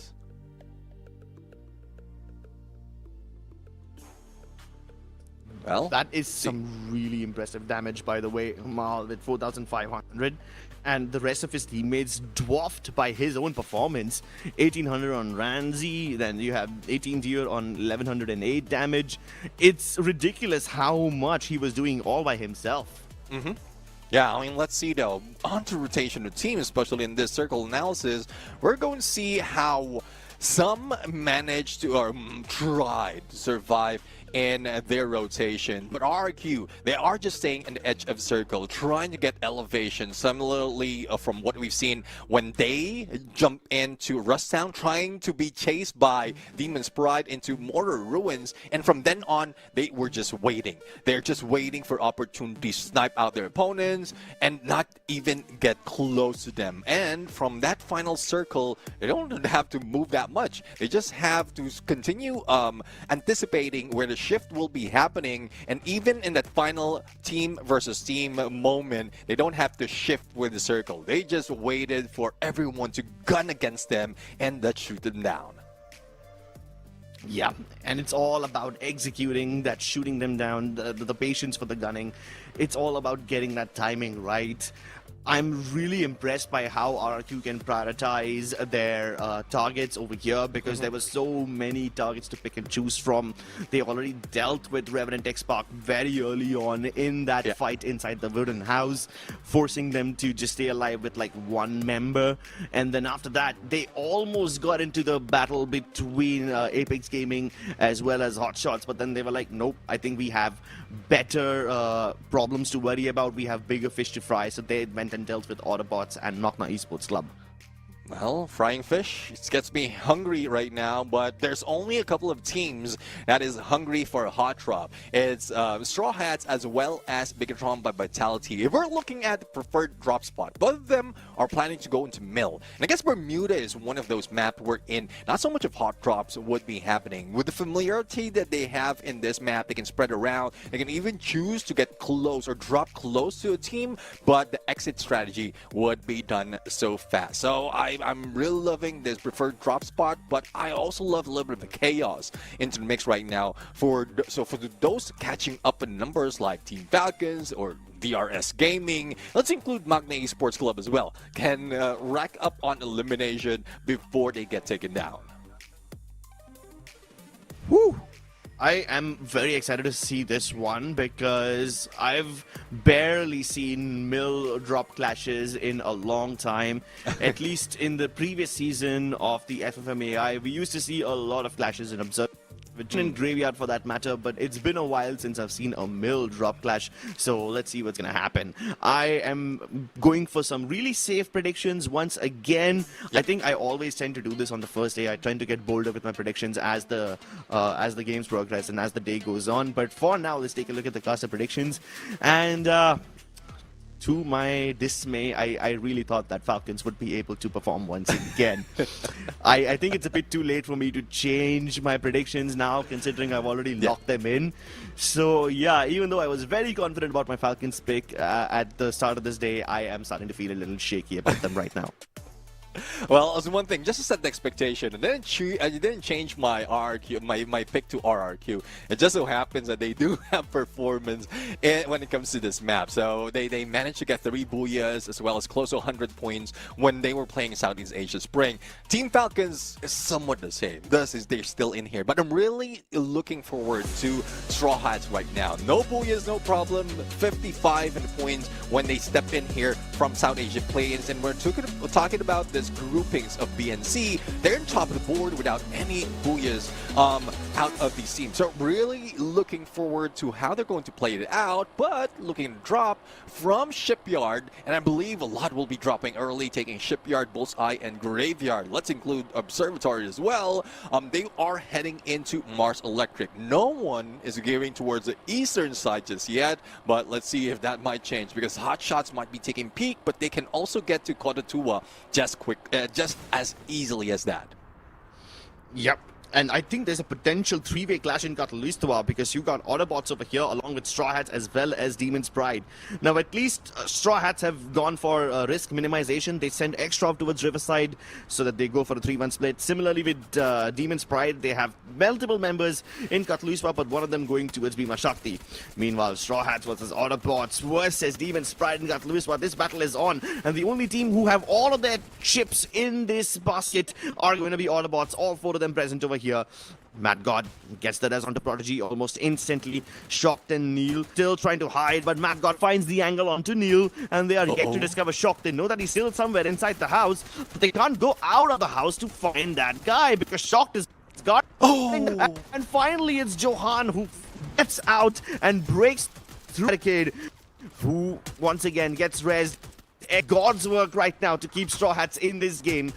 But Autobots, despite having advantages, are starting to fall like flies. And they have exited this entire region entirely. Straw Hats now have a bigger threat, Neptune. There's Falcons coming in. Oh, even before Falcons managed to step in, a couple of players would be joining the fray. A couple of players from Demon's Pride as well as XSPARK. So there was just a lot of problems that they are facing right now. And here comes Team Falcons. We just saw them in Horizon. We just saw them in the minimap, but we didn't expect XSPARK as well as Demon's Pride to be in Kataluistawa. So binoculars being used to scan out the opponent, but I don't think they will be aggressive, especially for XSPARK, because they need to revive one of their teammates. But yet again, for the 3rd time, the real soldiers being annihilated, being eliminated in 12th place. Yep, for the real soldier, this is a real problem. Oh, yeah. Revenant XSPARK, though, they are trying to turn this spark into a wildfire by getting up close and personal with Falcons. They know Kiroro can't really hurt them if they're right under his house, so they try to get inside that hut.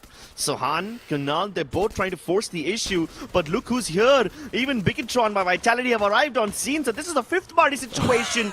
Another knock from Deeks, and this time Kiroro is down. Racha and Limit X7 trying desperately to wrap up the fight against Revenant XSPARK as quickly as they can, but Sohan wins the battle against Koja. Dips out of the time turner so that he can juke out Deeks, but Deeks will still win that battle. And at least Revenant XSPARK have already gone up towards the bullseye vending machine so they can get the res onto their players. So one party dips out of the Kataluistawa fight, but BIGETRON by Vitality still want their pound of flesh. They still want to hunt down Falcons. And I think I was underestimating it when you said, Neptune, that they are the Falcon hunters. Damn, I'm starting to see why they take it so personally right now. Oh, well, let's see now. Dix has been taken down by Limit X7 with that M24. And yeah, I know, like from the first time that we saw BIGETRON by Vitality, the first team that he went against and also has been hunting every drop, every rotation is just Team Falcons. And since there's not so much of those coming from Southeast Asia right now, within this mix, they can do it once again. A couple of players from BTR splitting up and isolating Ratia and Pina. But the moment that Kyong gets damaged, even as he is connected with that basic therapy, they are being pushed away. Koja being left to go solo, and he gets taken out. Kyong follows, and Dix and C-Bank will just be dropping far away. But who will be saying hello? It's Raw Hats back into the mix, going for revenge, but this is not the team that they were fighting against earlier. This is not Autobots. This is a new contender in Kataluistawa. Yep, and even REVENANT XSPARK have come back into this fight. They are here for round 2. Falcons, after successfully pushing BIGETRON by Vitality away from this spot by forcing them to go elsewhere for the reses, are now trying to re-engage and split up so that they can get as many angles across REVENANT XSPARK. Racha is keeping an eye onto Kunal. He knows that there's some people inside that house. He sees the crossing, tries to take a shot, but it does work out for them. They make it to the vending machine yet again, and REVENANT XSPARK continue getting the reses. Now Pina and Racha, knowing not got much, knowing that they're just a two-man unit, force this issue against REVENANT XSPARK. They both are just staring daggers at each other. They both are looking at each other's windows with the TPP, and whoever flinches first will probably lose this one. Oh. Well, I guess this is one reason why Team Falcons is not really moving that much, is because a couple of their players are far away, probably in trouble. It's a good thing that they managed to squeeze at least one revive, but Pina might be in trouble. Oh. The Knuckler's only spots one, and a shot from Sohan. It didn't even see him pull out that gun, but you know how it is with the movement. M590 is deadly, even on the mid-range, but they felt a little bit of wrath from Straw Hats right there, who's taking the bridge. So this is a deadly position coming from REVENANT XSPARK right now. They might be caught off guard, so they need to get an angle to break down the defenses, or the offense rather, of Straw Hats. But going back to what Team Falcons is doing, they're just on a revival spree, but the difference this time is they have more elimination compared to the first 2 games. This is not a disastrous game for Falcons. They finally start to get their footing, 7 getting off. And yeah, they were win against REVENANT XSPARK, but they also lost a couple of BTR. Let's see, RQ in Clock Tower right now might be able to spot out one player from HOTSHOT's. Actions is thus in there. The corner is shot by a Bay. So they're checking their corners, but it's that heal UAV as well. It makes them a little bit too aggressive. AT&T are being taken down from afar. Not quite sure if pickup can be done, but Demon's Pride definitely taking pride of their position, not really engaging, not really getting close against RQ, and that forces RQ as well to stay in Clock Tower. They have a compound to work with. They also have a lot of covers, but going into the other side, as we switch into Hangar, it's Autobots being dealt with by REVENANT XSPARK, and both has received a couple of knockdowns as well. Mad God has the elevation, but because he needs to heal up, he will be distracted and not really far against REVENANT XSPARK, and Kunal will be surviving. Go for the pickup for the rest of the squad, and this might spell trouble for Autobots right now. Oh, but it doesn't do much. Sohan, I think he's got good amount of shots in him. I mean, he's feeling the fire today. People were doubting this lineup change over here, especially when Arsh and Sohan were supposed to play together. People were doubting whether or not they still have as much firepower as XDivine, but it seems like these guys are holding their ground. Meanwhile, speaking of holding ground, MAQNA Esports is getting trampled upon. RRQ destroyed them in a matter of seconds.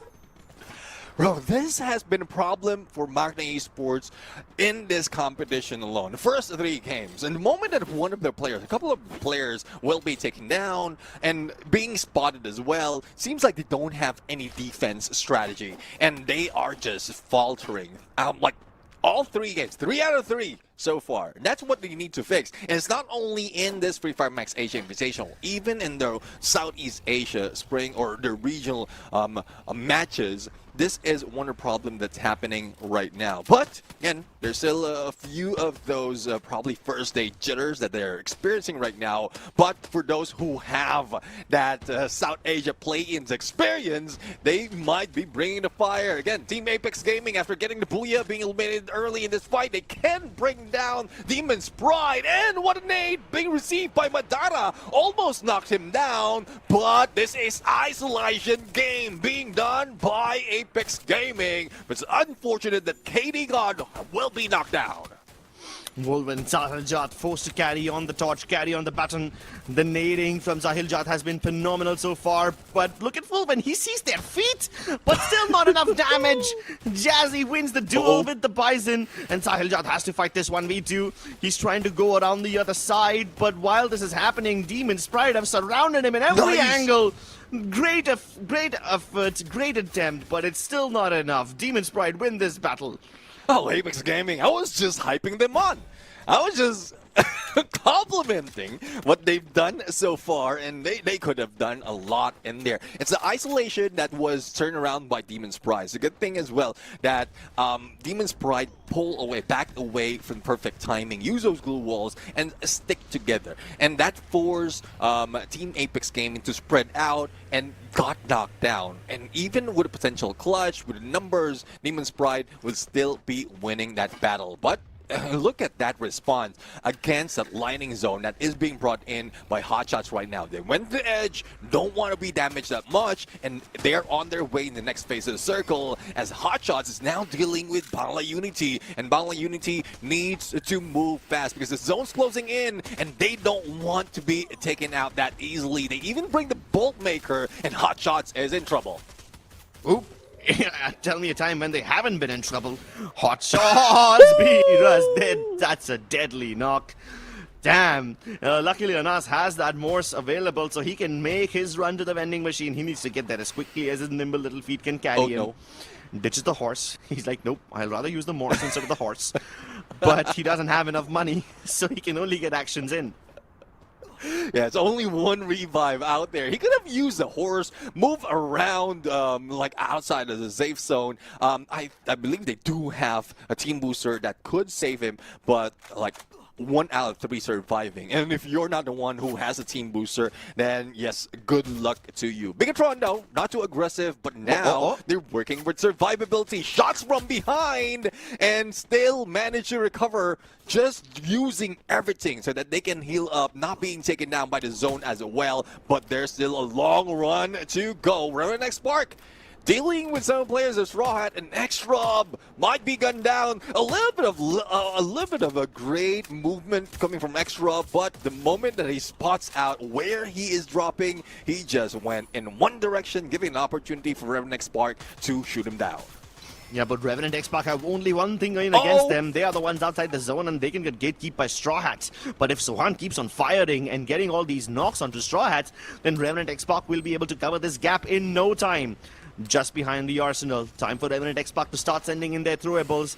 Melters smack in the center of the Arsenal. Meanwhile, they try to get inside. Sohan jumping around and popping the time turner right in the middle. Hoping to isolate those fights, but Arsh is the one who gets the knock. Sohan can be picked up, but Shocked is trying to make sure he gets that confirmation. He gets one more knock. Vincent taken down. Arsh finally has to step in. The superhero keeps his team alive, but REVENANT XSPARK still take way too much damage from the zone. And BIGETRON are right there.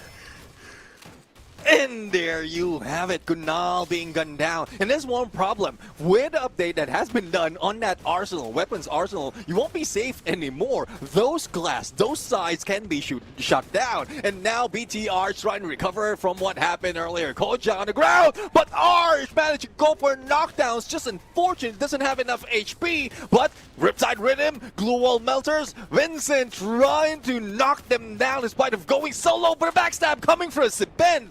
And there goes the Savior squad once again. With 11 elimination, Koja can be revived, but there's still trouble up ahead. It's Team FALCONS is shooting at them.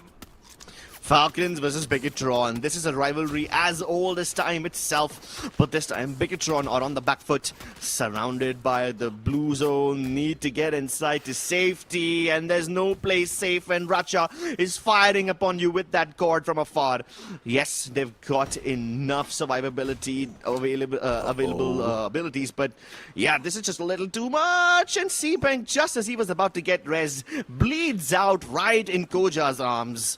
Yeah, it's just unfortunate they don't have any heal pistol to work with, because in most cases, even from a distance, even if you don't want to be spotted by your opponent, you can use a heal pistol to revive your teammate as well as add more HP, and if it blows, even if the blue is eating up on bringing you a little bit of damage, you can extend that revive. But Maal with a shot against Team Falcons. Pina didn't expect that to be coming from REVENANT Village, but you know what it is. REVENANT Village is the hometown of RQ in Bermuda, and you should expect a shutdown coming from that squad, but it pulls away from both teams, or both of the teams within this area. It's only Autobots who might be safe on the next shift. Autobots, they are currently inside the zone, but I think RRQ will target them first. Meanwhile, on the top of the hill, you've got Demon Sprite versus BIGETRON versus Falcons. Deeks is surviving on his last legs. How is he still alive? Not for much longer, as Pina finally guns him down mercilessly. It's all up to Koja, and he's hoping that nobody discovers him. He's hoping that Falcons end up fighting Demon Sprite over here, but if there's a target in front of you, he cannot resist. A swap was standing still over there, so Koja tries to take a shot against him, but now that he's revealed his position, Demon Sprite are going to avoid that place entirely and race into the zone against BANGLA Unity, and Koja has to race through between all of them, dodging the bullets, dodging the blue. He can't hold on, and BANGLA Unity eliminate BIGETRON. Well, let's see, now BANGLA Unity did get that elimination, but they are slowly losing their teammates, and it's Demon Sprite who managed to get ahead of them. Despite of the lightning zone, they are just running and gunning for this compound. Johan almost being taken out. If it wasn't for the timing, he would have been on the ground already on his knees. Limit X7 will be taken down. Raihan, no need saving from this guy. He's the one who would beat them down. But going solo against RQ, you need to back away. And he got tagged out with Ice Grenade. And RQ continuing that fight, continuing the dominance after the previous game. Yeah, it seems like they want to go for the two-piece. They want to go for the back-to-back booyah again. But the zone shifts right in their favor. That will force Autobots and Demon Sprite to come towards them. Poor Pina, he's also been discovered. This nade's being tossed at him. So, yeah, he just has to use the glue wall and somehow block it. Similarly for Autobots, they're using the glue walls to keep themselves alive. Basically turn that little hut into a fortress. But Demon Sprite are knocking on the doors. They're like the bed-bad wolf knocking on the wooden piggy's house, and they want to huff and puff, and they want to blow it away! A swap with the grenade destroys Autobots! Yeah, I mean, huff and puff and blow that M79 on their heads. That is what they did at that point. Team Falcons, only one player remaining, and we thought there's a chance for them to really bring it on. Unfortunately, they got eliminated, not getting the Booyah, but RQ, good chance to get that back-to-back. Only 3 players to deal with against the Demon's Pride. Bay goes in for the push and takes down the swab, and isolation once again going into play, and they use that step to recover a little bit, and it's RRQ getting the back-to-back booyah and taking that #1 spot once again. Why are they not excited at all? Look at this. Okay, It's yeah, another day in finally, the office, some bro. handshakes. Exactly, it's another day in the office. Mal is just casually scratching his arm. The other guys are like, yeah, let me have a sip of water. No excitement on their faces. This is basically bare minimum stimulation for them. They need a lot more to finally feel some excitement. That guy is just out there yawning as if he's bored. Sheesh. RRQ this nonchalant all the time? That makes me concerned for all the other teams.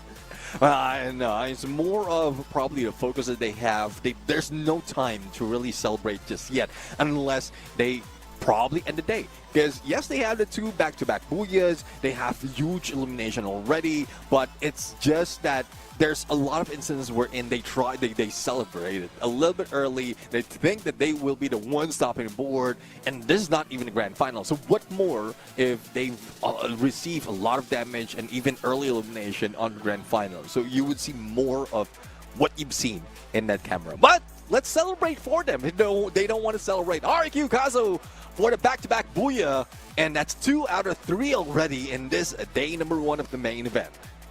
66% win rate so far. and RRQ are not even breaking a sweat while all the other teams are they're sweating buckets over here, man. Oh, yeah. I mean, 30 bomb for them again. Casually dropping 30s as if it's no big deal. I'm pretty sure they must have almost acquired 80 points already. I'm bad at math, but damn, they're very close to the 100-point marker. Falcons finally having a decent game. Finally getting 23 points, 15 eliminations. It's pretty good considering that the last 2 games were very shaky for them. Demon Sprite continue to be consistent. BIGETRON by Vitality continue to be consistent. 21 and 16 points for them respectively. In fact, this is the first time BANGLA Unity are actually tied up with BIGETRON with 16 points each. And surprisingly, amidst all of this, even though REVENANT XSPARK often find themselves eliminated at the 5th or 6th spot, they still manage to get more than 10 points in every single game. So they are also being consistent. 15 for them in this game. Talk about consistency for REVENANT XSPARK. 3 games in a row that they have 4 placement points. So 3 games in a row, same position of being eliminated. And talk about consistency. Well, I don't know if that's good, but there's one thing I would say. RQ KAZU being consistent with a Booyah and an MVP this time around. Or I believe once again would be, no, it was Maal earlier. Now it's a Bay, and they're still using that Valiant Dash together with Nikita, J-Beeps, and Joseph. And you did mention that the combination of that that Valiant Dash with a Dreki is good. We've seen them. We keep seeing them all throughout. 6 elimination, 3,730 on a damage, and 7 assists. Now we're going to see as well if there was any change for the team in terms of their build right now, because I don't expect anything to change because there's still similar approach from the Nextera and Bermuda.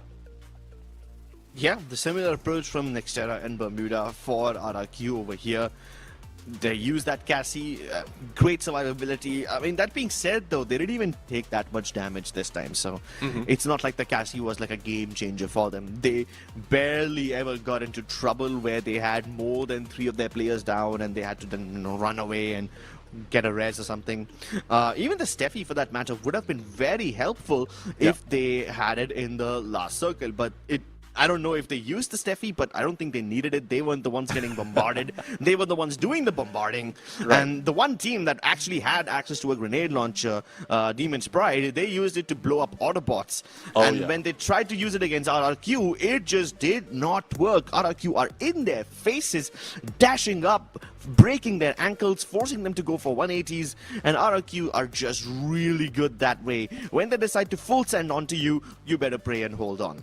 Yeah, if I'm not mistaken, they managed to pull off that Steffi, but there's like really no use to it. But I get where you're coming from, because if you've seen that elimination coming from Demon's Pride, we know the sound, or they know the sound of that like that M79 grenade launcher, so they would expect that it will be used against them. But it's just in the final moment, there's only a couple of players that need to be dealt with. They just need a little bit of armor on them before they go for the push, and they just got the Booyah. But looking at the numbers spread across Maal, not given so much of elimination, but look at the damage, quite even from everyone other than Rans, who might have been stealing away all those elimination or all those knockdowns against his teammates. Yeah, runs. I mean, some people call it stealing elimination, some people call it providing cover, but RRQ are it's fighting for as me a stealing. unit. All right. It's criminal. Fair enough. So in the court of Neptune, these players will be punished by death. But in the battlefield of Bermuda, these guys will be rewarded with a back-to-back Booyah. And look at how much Falcons were moving around, man. I mean, they stayed their ground outside the zone, from Observatory to Bullseye to Cataluistwa to back to Observatory, and then finally they went towards Rimnam Village only when they realized the circle is going to be over there. So yeah, RRQ and Falcons, both of them moving around quite a lot. And RRQ getting quite a lot of eliminations in the first 2 circles, but then they had a rather slow mid-game in the 4th and 5th circle, you know, when they were holding at the bottom of the Rimnam Village while all the other teams were fighting on the top of the hill. they finally activate their aggression in that last few moments and get 7 eliminations in the final circle to win the game. Yeah, I mean, since their drop is initially in REVENANT Village, the moment that they saw that shift is already going in to their side, there's really not so much of movement that they have. They know exactly what position they would take if they're in REVENANT, and as those small huts is being taken by a lot of teams, that's where they slowly build into elimination. And in most cases, if your drop is where the final circle is heading, you don't get that much in terms of numbers, but not the case of RQ, because they do have a sniper like Maal and a great frontliner as well who can switch it up with those long-range weapons. Thus, they managed to squeeze in 18 elimination plus that booyah. Yeah, and even before they settled into that little area in REVENANT Village, they were still going around aggressively and trying to pick up fights wherever they have the opportunity. Yeah. And never once did they enter a fight where they did not have the advantage. They never basically offered a fair fight or fair 4v4 to their opponents. Always third-partying from afar or always stealing eliminations away. I remember that when BIGETRON were moving away from FALCONS, or rather, sorry, it was the other way around, and FALCONS were moving away from BIGETRON. One of them was intercepted by RRQ, the other one was intercepted by Straw Hat. So yeah, RRQ were all over the map, at least in the first 2 circles, looking for all those fights, looking for all those eliminations, and only when they realized that, hey, yeah, we will have a good amount of advantage if the circle heads over towards our home turf in REVENANT Village, and we know this area better than everyone, that's when they decided to settle back into those beautiful, the beautiful huts propped up on the beaches with wooden stilts.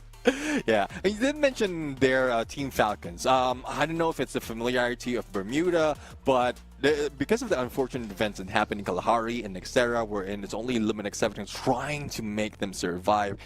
And if I believe Bermuda also was in that same position, but they just know how to recover, and then they pulled back, and then got a lot of elimination. Those engagement managed to get the 3rd place. But hopefully this is a good trend for Team Falcons to be able to catch up, because fans out there, even us, we don't expect this to happen for Team Falcons, and this is a good chance for them halfway through to study their opponents and get all those numbers in.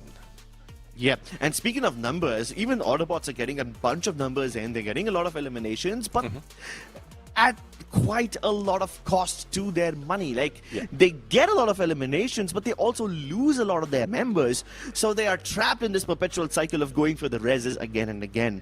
And speaking of perpetual cycles, REVENANT XSPARK are trapped in the perpetual 5th place. So let's see if these teams can break out of the curses in the second half of the day, and we will be back with that after a short break.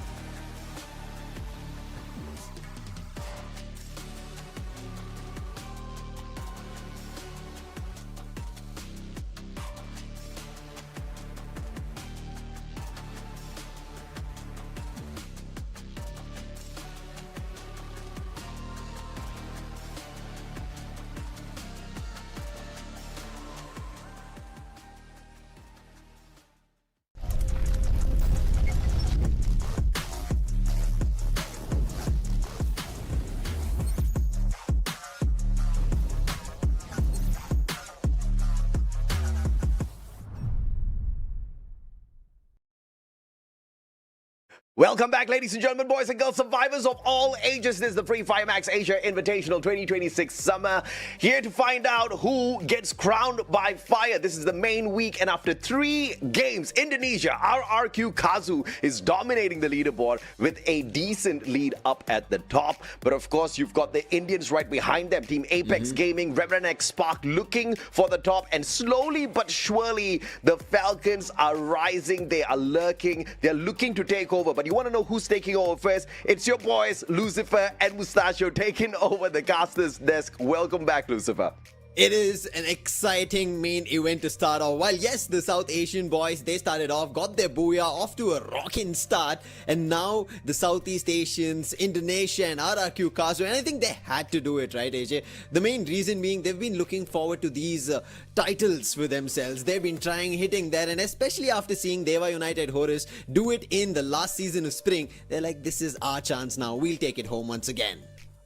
Nah, but I think the South Asians are getting pissed off, man. I mean, 2 seasons in a row, the Southeast Asians have taken it. They've run away with it. This time, I think they want to make some noise. But just when the South Asians were catching up to the quality of the Southeast Asians that we brought in the past 2 seasons, we just decided to bring even bigger, badder Southeast Asian teams. Yeah. We've got the best of the best, and RRQ is not giving anybody face out there so far. But I like the fact that it's not just painted in stone just yet, right? The Southeast Asia is going to dominate. Anything can happen, and Lucifer, I think all of the craziness that we saw in the South Asia Plains is going to play out here as well. I still have a lot of faith in the South Asian teams, because if you thought the South Asian teams who qualified from, for example, Pakistan, Bangladesh were good in the play-ins, man, you've got the top of the charts in here in the main week. I can't wait to see what else they've got to bring. I mean, Demon's Pride, 3 games in a row. I think their placement points have been pretty decent, but more importantly, their eliminations have been solid, Lucifer. Yeah, I mean, teams from Pakistan in general itself, right? This is their 2nd season in FFMAI, and already off to such a great start. HOTSHOT just blew us off the board in the South Asia Plains, and that being continued by Demon's Pride is just incredible. And that tells us, right, the South Asian teams are now looking and hunting for this title. 2 seasons, Southeast Asians have taken it, they've run away with it, and never it felt like the South Asians were closer, but this time it has been a toe-to-toe matchup. While we already spoke about RRQ KAZU, right, they are the only team at that top podium. After that, we just see the South Asian teams coming in, and then at the 5th spot is BIGETRON by Vitality. But while we go towards the overall standings later for the day, let's take a look at the preferred drop spots. And okay 5 teams at TV Tower. Okay. Delta Isle's gonna have 2 squads as well, RRQ as well as the one and only Demon's Pride. They can pride themselves in whooping butt out there so far, but I don't know if they're gonna get very far up against RRQ unless they take a split drop, right? And let's not even start on the conversation of TV Tower. There is a potential 5-way hot drop here. And man, after seeing what happened at the South Asia Plains, I dare not say this will not happen. This can definitely happen, Lucifer. It can definitely happen. Teams have shown us that. They've never told us that, hey, listen, this is going to be us trying to take a safe run here in the South Asia Plains or in FFMAI 2026 Summer. Everybody has gone for it throughout from the start. Whether they're having a good day or a bad day, it doesn't matter. They challenge their opponents in the same mindset of winning that particular game. And undoubtedly, I think TV Tower should be a contest that teams would try to challenge. One thing, yes, I just hope, fingers crossed, just like I've been seeing the first 3 games, right? A team getting eliminated in the very first. And I think that goes to, unfortunately, the team from Nepal. I hope that changes. We've been wishing for that. Is one region in South Asia that we've been wishing that their teams start qualifying, make a mark, make a dent. DRS here, unfortunately, yet not working. Yeah, the Rail Soldiers are not ready for the big battle just yet, but let's see if or not they wake up in the remaining 3 games. We've got our predictions here, Lucifer, for this next game, and we all know that predictions don't mean anything sometimes, but sometimes they mean everything. What is it going to mean? Absolutely nothing. Okay. Only when we get it right, it means something. Yeah, no, not even then, day. We have got no favorites. But we think, based on the performance of the squad so far, these three squads might get to that final circle and pull away some decent numbers for themselves. Let's see exactly who are the three you and I think. I think Falcons, BIGETRON by Vitality, as well as Apex, the Apex Gaming, to just step on into that final circle is not going to be an impossible thing, right? They've already proven themselves so far, but they have faltered too many times. I mean, Falcons are somewhere down at the bottom of the 12 teams, which is a little surprising. I expect them to wake up in the final 3 games. I think so too, but on the other end, I've gone in for REVENANT, XSPARK and AUTOBOTZ. They've gotten closer. REVENANT, XSPARK, just that fights that they want to conclude at the edge of the zone is not working in their favor. They should be able to figure it out, and I think the safest of all the picks between those three is going to be RRQ KAZU. They've done it in the first 3 games. They've picked up 2 booyahs, and now going towards game number 4, it should be a decent one. And like even Crips, right? They didn't even bat an eye on those booyahs that they got. They are already preparing for the grand finals. I think this is how your mentality should be, right? How many ever booyahs you get here doesn't matter while you're already on the top of the chart. It is about the champion-ish condition. Some of the teams are already preparing for that, and RRQ might be just one of those. Yeah, absolutely. And obviously, you're not going to get many opportunities to make a run for the grand finals. You've got only 2 days of play. You need to make the most of it, and that's exactly what RRQ is doing.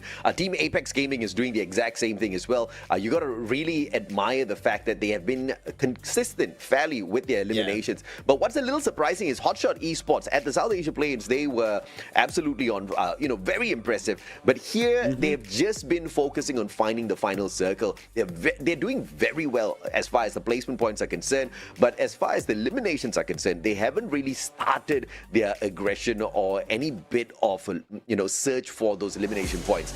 I wonder if or not the final 3 games are going to be a place where they stop looking for that final circle, Lucifer, and start picking up on these eliminations, because that's exactly what Solara provides all of us, those slide rails and a couple of extra opportunities to third-party somebody else out there. Everybody is looking forward to an extra opportunity here in Solara. That's how close these combats are going to be. Starting right at Riders Club, ending just ahead of Bloomtown. And we can see Falcons seem to be a tad safe and sound. Right next to them is going to be Windmill, where we end up seeing the lads of Tag, Demon Sprite, for the time being a little safe and sound as they move towards the hub. But they've already spotted MAQNA, who had a little dived around and split around Waterfall. But TV Tower, the main matter of fact is, do we end up getting a clash down there? It seems like for the time being, it is only DRS, and Autobots are getting a tad bit closer. RRQ. And it looks like Team Apex Gaming might just have to fight their way through this one. It's a 2v1, Abe, MP5 in hand. KD God gets into a better spot. Mini Uzi in his hands. A majority of his life taken away from him, and the Valiant Dash is that finisher. Abe handles that 1v1 like a champ, and it looks like Team Apex were not looking to bring a little bit of backup in that fight at all, surprisingly. On the other end, DRS, they have this one backed up in TV Tower. They have full control, unable to Autobots figure a way through. DRS is just striking bullets one after another, but Alu, he gets knocked. That's something to be worried about. Power trying to cause some trouble. He gets closer. This should be an opportunity. Glue wall at the right time, but not for long. Prateek, he instantly jumps in and helps out, but did end up losing one of the players. DRS, that was almost quick that they would have lost more if there was a problem. But on the other end, that's just 2 eliminations that they got here at TV Tower. Yeah, absolutely. And Autobots just didn't have enough manpower in that battle to punish the games in a row. They've had those early exits. They cannot afford. Cryo Mine sent out. Takuri will find Johan. And it looks are being kept on coming in here for the aggressive fight.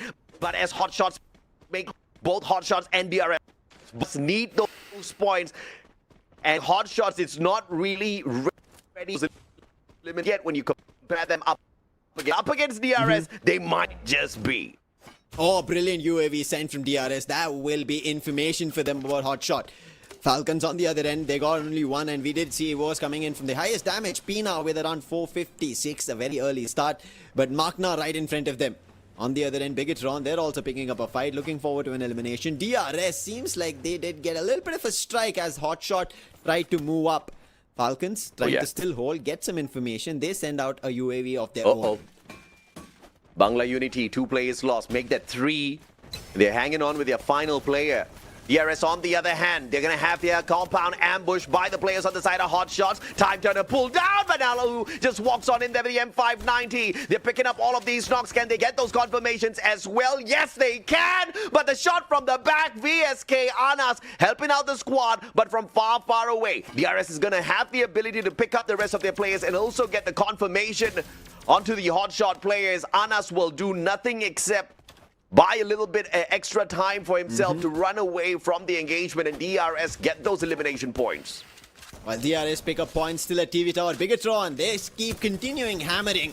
There's the 5th elimination, and Shocked, he wanted to shock Koja over there, but that's not going to happening. Who as well wanted to try and make a jump, but he's going to be surprised in both the directions that he was trying to run away from. But for the time being, before going out, Straw Hats were able to get their players back up. Nil gets one more. That's going to be Shocked, so they still keep floating around here on Solara. But on the other end, BIGETRON by Vitality, it seems like they want to climb up the rung. They want to get to the top of the charts. Just before we started this game, they were at 5th. Hashtag 5 in the standings for the day, but can they rise up right as now? Looking a lot more stronger this time, and we've been talking about them. They've been the Falcon Hunters, yes, and they've been, I think, one of the main reasons that Falcons have not been able to climb up, and that is a good news for them. They love so many eliminations they grab, and again, extra mistake, vehicles exploded, and I think that should be an added elimination here for BIGETRON by Vitality. BIGETRON by Vitality, runner-up at the FFMAI 2025 Battle Royale, proven on this stage, and this time, they don't want the second spot. They want to be champions. They're one of the best out of Indonesia. They got the title Falcon Hunters for a good reason. They're even able to cap the EWC champions. REVENANT XSPARK, on the other hand, finding the AUTOBOTZ players. AUTOBOTZ just hasn't had a great run from the very start of this matchup, constantly on those revives. And Johan, the final player to get taken down, and they get a very early elimination with no eliminations for themselves at all. On the other end, REVENANT XSPARK, they'll be happy. 7 eliminations, but this could be a problem. Yes, this is the very first play zone that they are being hit by, but we've seen till the very end, REVENANT XSPARK have that zone magnet play that they end up playing with, which affects them in those final fights. But for the time being, RRQ want to put a little bit of an effect to Demon's Pride. A swap trying to use the height advantage, going up on the glue wall, but it's going to be Mal with a knock on the VSK. That's the opening. Rans and Abe make their run, and there it is. Jazzy is down, and instantly Demon's Pride player quickly takes into the vehicle and makes a run for it top. Can he make a run right across the hill? And for the time being, will give Demon's Pride a second chance in Solara. Oh, the barrage of grenades, that Riptide rhythm and the rush from RRQ, the timing was perfect, forcing the demons to run away. They acknowledged, holy hell, those might be the real demons of Free Fire. RRQ is unstoppable when they move on into that mode. But, of course, a triple revival coming on through Demon's Pride will get that full team recovery. REVENANT XSPARK, on the other hand, up against HOTSHOTs. It's a 2v2 for the time being until, of course, those 2 revive players get brought right back in here. Koja will find Anas, who just got revived out of there. Sohan, Mag 7, time turner pulled out as well. A brilliant play. Actions taken out of the equation. He goes and looks for Leo as well. The Sheen Gun just not getting the reach that he wanted, but he gets the follow-up, and the rest of BIGETRON by Vitality drops by to steal his points. Oh, REVENANT XSPARK, they better move away from this. BIGETRON by Vitality, they've been on the hunting mode in Solara, but Sohan gunning on this shield gun for how long can he do this? He seems like he's even calling in his teammates. Koja, he's trying to get back up, but Koja, big damage still. He'll somehow survive, but on the other end, BIGETRON by Vitality, they're trying to close the distance. Dick's been spotted, and Kunal helps out from afar. Nice shot on the Car 98K. Kyong a little bit too far. Koja now trying to use that rail, get closer to his teammate. Kyong being spotted. This shield gun is being used like a weapon which cannot be hit upon.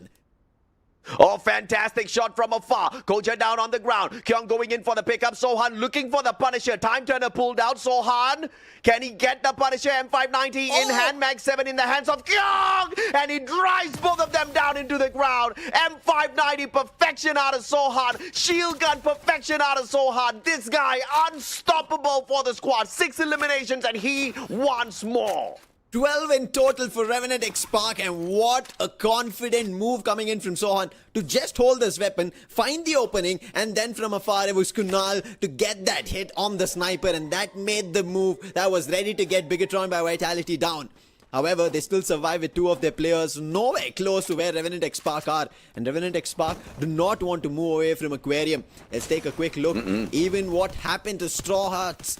Shock tried to run in and he was the one who was shocked here. Like a live wire open, he ended up seeing everybody from Revenant XSPARK. Absolutely, and of course, those revive attempts that came on through, prevented by Sohan. M590 perfection, man, just not giving anybody any room to breathe out there at all. And of course, dealing with the Indonesians right after that perfectly. You want to check out what more Revenant XSPARK can bring into this game. They're slowly climbing up the leaderboard, but no booyahs to their name just yet. MAQNA, on the other hand, not the best of runs, doing even worse than HOTSHOT at this point of time. Decent with the eliminations, but those placement points have been quite the challenge for them to find.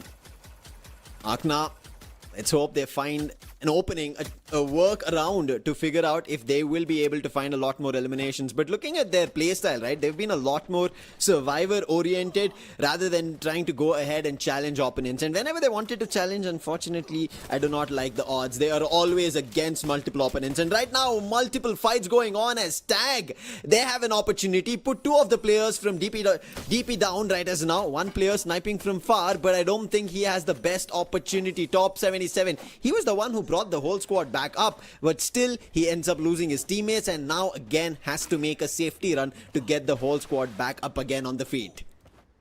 Team Apex Gaming, they cannot afford to get caught out early here. They're definitely looking for another booyah in the day. Demon's Pride right in front of them, capable of gatekeeping the Indian squad. But they are rich, man. Sailjan with 4,000 coins in his pockets. What is he going to do with all of that money? I guess we'll have to wait and see, Lucifer. Yeah. Now into stealth mode. Big money coming in here.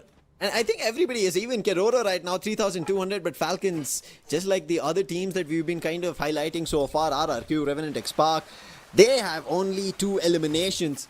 Demon's Pride on the other end, unfortunately, will be finally scouted out and put down. Falcons, they've also been scouted. Unfortunately, it is because their own rotation, but an opening Limit X7, he has been performing consistently for Falcons. However, unfortunate that they've not been able to play together. But this time, Pina has a nice angle and an opening that he can jump in. His teammates all decide to rush in, and Keroro, there he goes. Nil is down. Shocked wants to make a quick run out of this position, and it seems like it could work out. Who is the only one last man standing left behind to hold the forces of Falcons, but he will also be put down. Sorry, who? Who? You should have followed that one up, shocked. Was as shocked as Lucifer was with that question. Does get the phenomenal shot, but super low on HP. Can he survive? Racha goes in for the time turner save. Shocked not healing himself, just up. And he might just get punished here as Racha with the M590 swings around that blue wall, puts the final player of Straw Hats out of the equation. They get taken out in the 9th spot, and DRS out in 8th. Another early exit for DRS Gaming. It seemed like they had almost started. 6 eliminations, something that was a tad bit better from the first 3 games. Look at it. They barely left it off in the first 3, but this still did not go their way. On the other end, Revenant XSPARK keeping that charge on after what just happened to Demon's Pride. Now they have an opportunity against HOTSHOT. Sajid has been trying to get his team up. Now he's the last one standing. Then there is going to be a jump shot coming in from Arch, putting an end to HOTSHOT in their run at the 7th position here on Solara. And Revenant XSPARK seems like they've made a comeback. 16 total eliminations in this game of Solara. Yeah, there was a solid slam dunk coming on through. Revenant XSPARK, 16 eliminations, solid on their side. To look for the next circle on the double. RRQ with the potential of gatekeeping them. And this was that battle between DRS and Revenant XSPARK earlier. They pulled out the time turner at the stairway in itself, so no grenades could reach them. They went in for the rush with the M79, and they obliterated the DRS players. Revenant XSPARK on the other end want to keep continuing this after they've found so much in so many different angles. On the other end, even Team Apex Gaming now challenging RRQ KAZU. While this battle, while they tried it a little earlier in the previous games, did not work completely in their favor. Now they do want to, but there's a bolt maker being called. A complete lightning field set upon but can Tag take an advantage on this? RRQ now slowly trying to move in. Rance, he's going to be ahead of it as the rush making. On the other end, Wolverine a little too ahead of the game, had the corner, finds the opening on a knock, but they were quick on the revive, having the Thiva in place, but they have to patch themselves up. Riders are now using that dash. Shoto opens it up, quickly exchange. I think there should be a confirmation, but the nade launcher being used. M79 gives an opening back to RRQ KAZU, but quick turnaround from Sahil Jat as well as KD God and leaves a bear as the last one standing from RRQ KAZU. This is the opportunity for Team Apex Gaming. Oh, Team Apex Gaming just showing RRQ who's boss. But now MAQNA trying to take advantage of this chaos. KD God going to be pushed back. Jans finds the M590 shut down. And Team Apex Gaming could not sustain two back-to-back battles. RRQ's final player about to get taken out of the equation. A stray Riptide rhythm from somewhere else landed on the second floor of MAQNA Esports' house. And they're just hunting for the final player on the side of RRQ. It looks like RRQ might stand a 0% chance here to walk away with something decent. No vending machines in sight. But still surviving.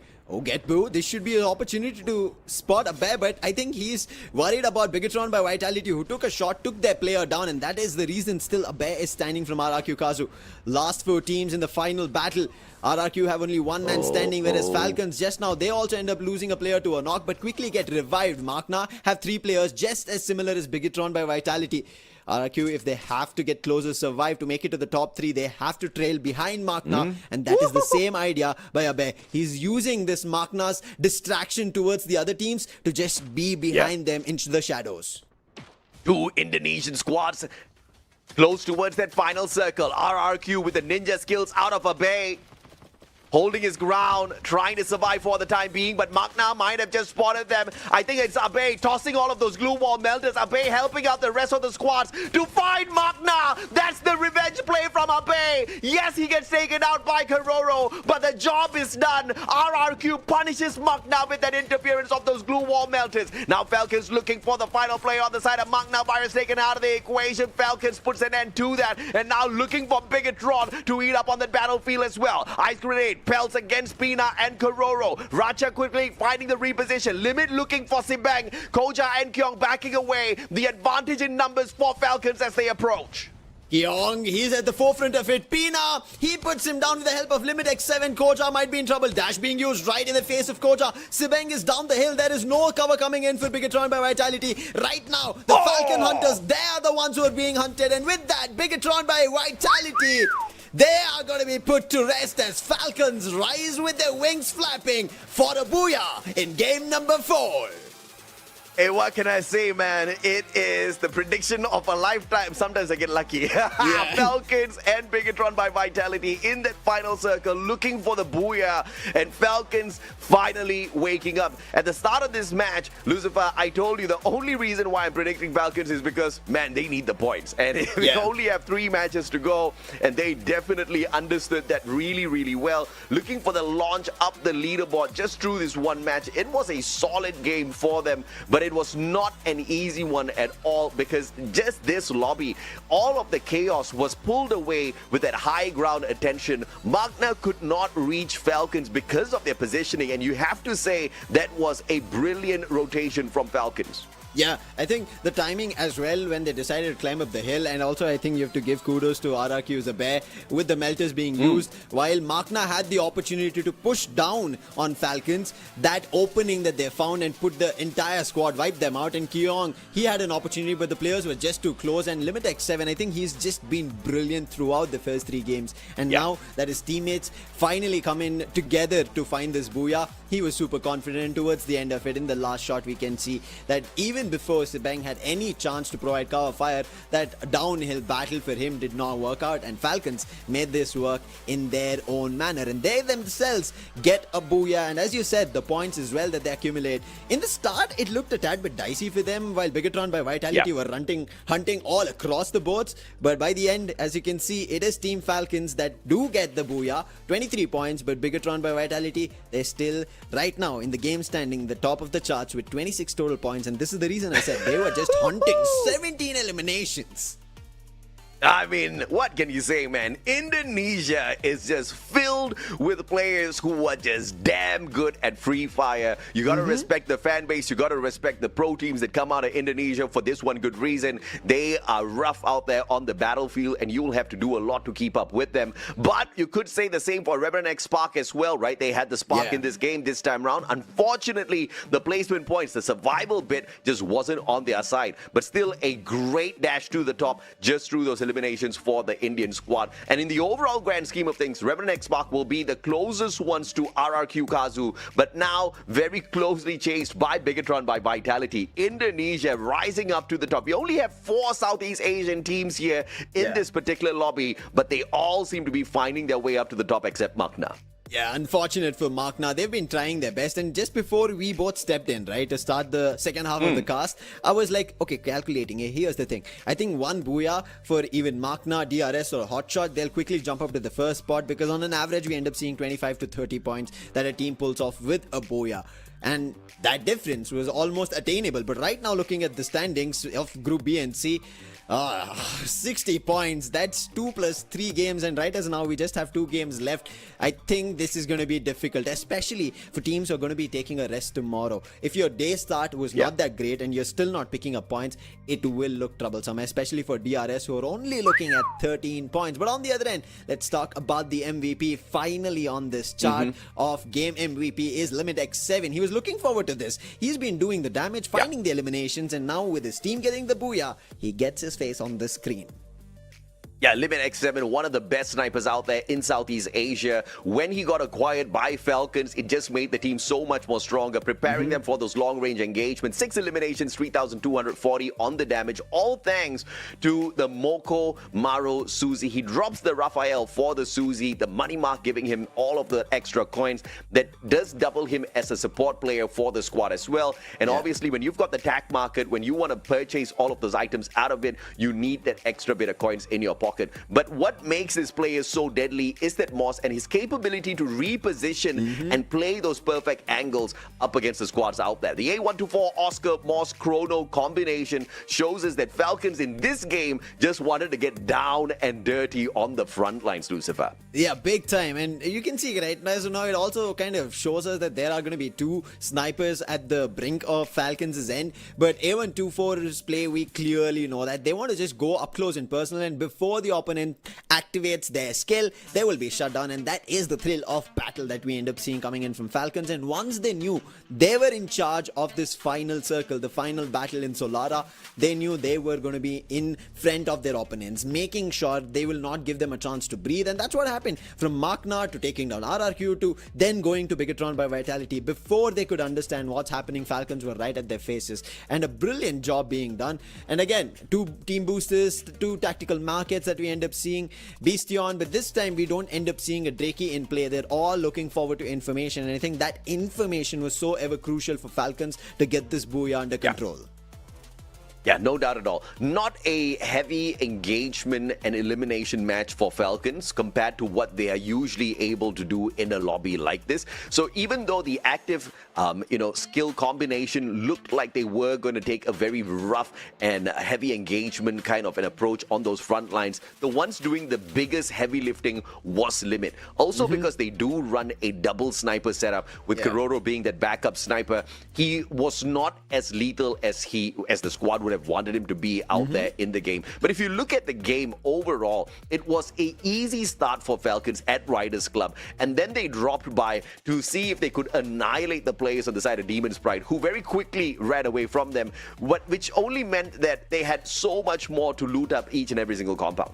And the timing is well when Demon's Pride made a jump out of it. From there, you can see the entire map. They've been just jumping across, being caught by. Whereas Falcons, they've been intertwining in battles, but they've been pushing teams out of the positions. Just as now, even Straw Hats, they get pushed out, and then they get close towards Funfair. BIGETRON by Vitality were close. We thought there could be a battle, but BIGETRON by Vitality were a little more inclined to what was going on in terms of action, while teams were picking up in battles, and they wanted to go for those eliminations, which gave a way for Yeah. Falcons to make their entry through Funfair in that final battle. And I think BIGETRON by Vitality, even though a 3-man squad in that final battle, still had a chance only if Falcons gave them a little bit of a space, right? That breather is very crucial. But with this, the points, and as well, we saw the standings, right? Where right now Falcons have made a jump. They are at #5. BIGETRON by Vitality, they've jumped to the #3. And just before this, we were mentioning, and I think a tad bit happy also over our faces, because the South Asian teams in those initial 3 games were dominating. But when we came to this final circle, we ended up seeing it was only the Southeast Asian teams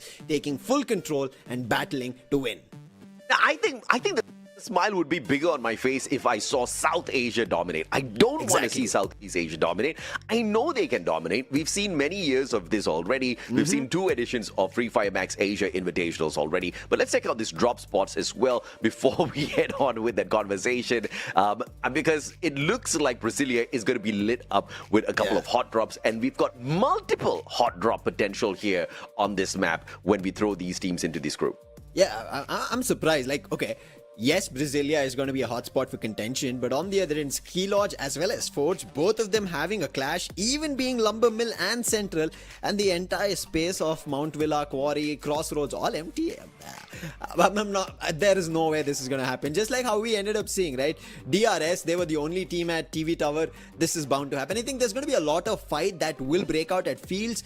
Maybe no teams going all the way up to Moat House. That I think is the most good probability, rare chance of somebody going there. In case, like I think in Bermuda, in the South Asia Plains, we ended up seeing a shipyard final circle. If something like that happens, I think there is a chance that teams will all jump towards Moat House. Otherwise, yes, Crossroads, Fields, and then Brasilia.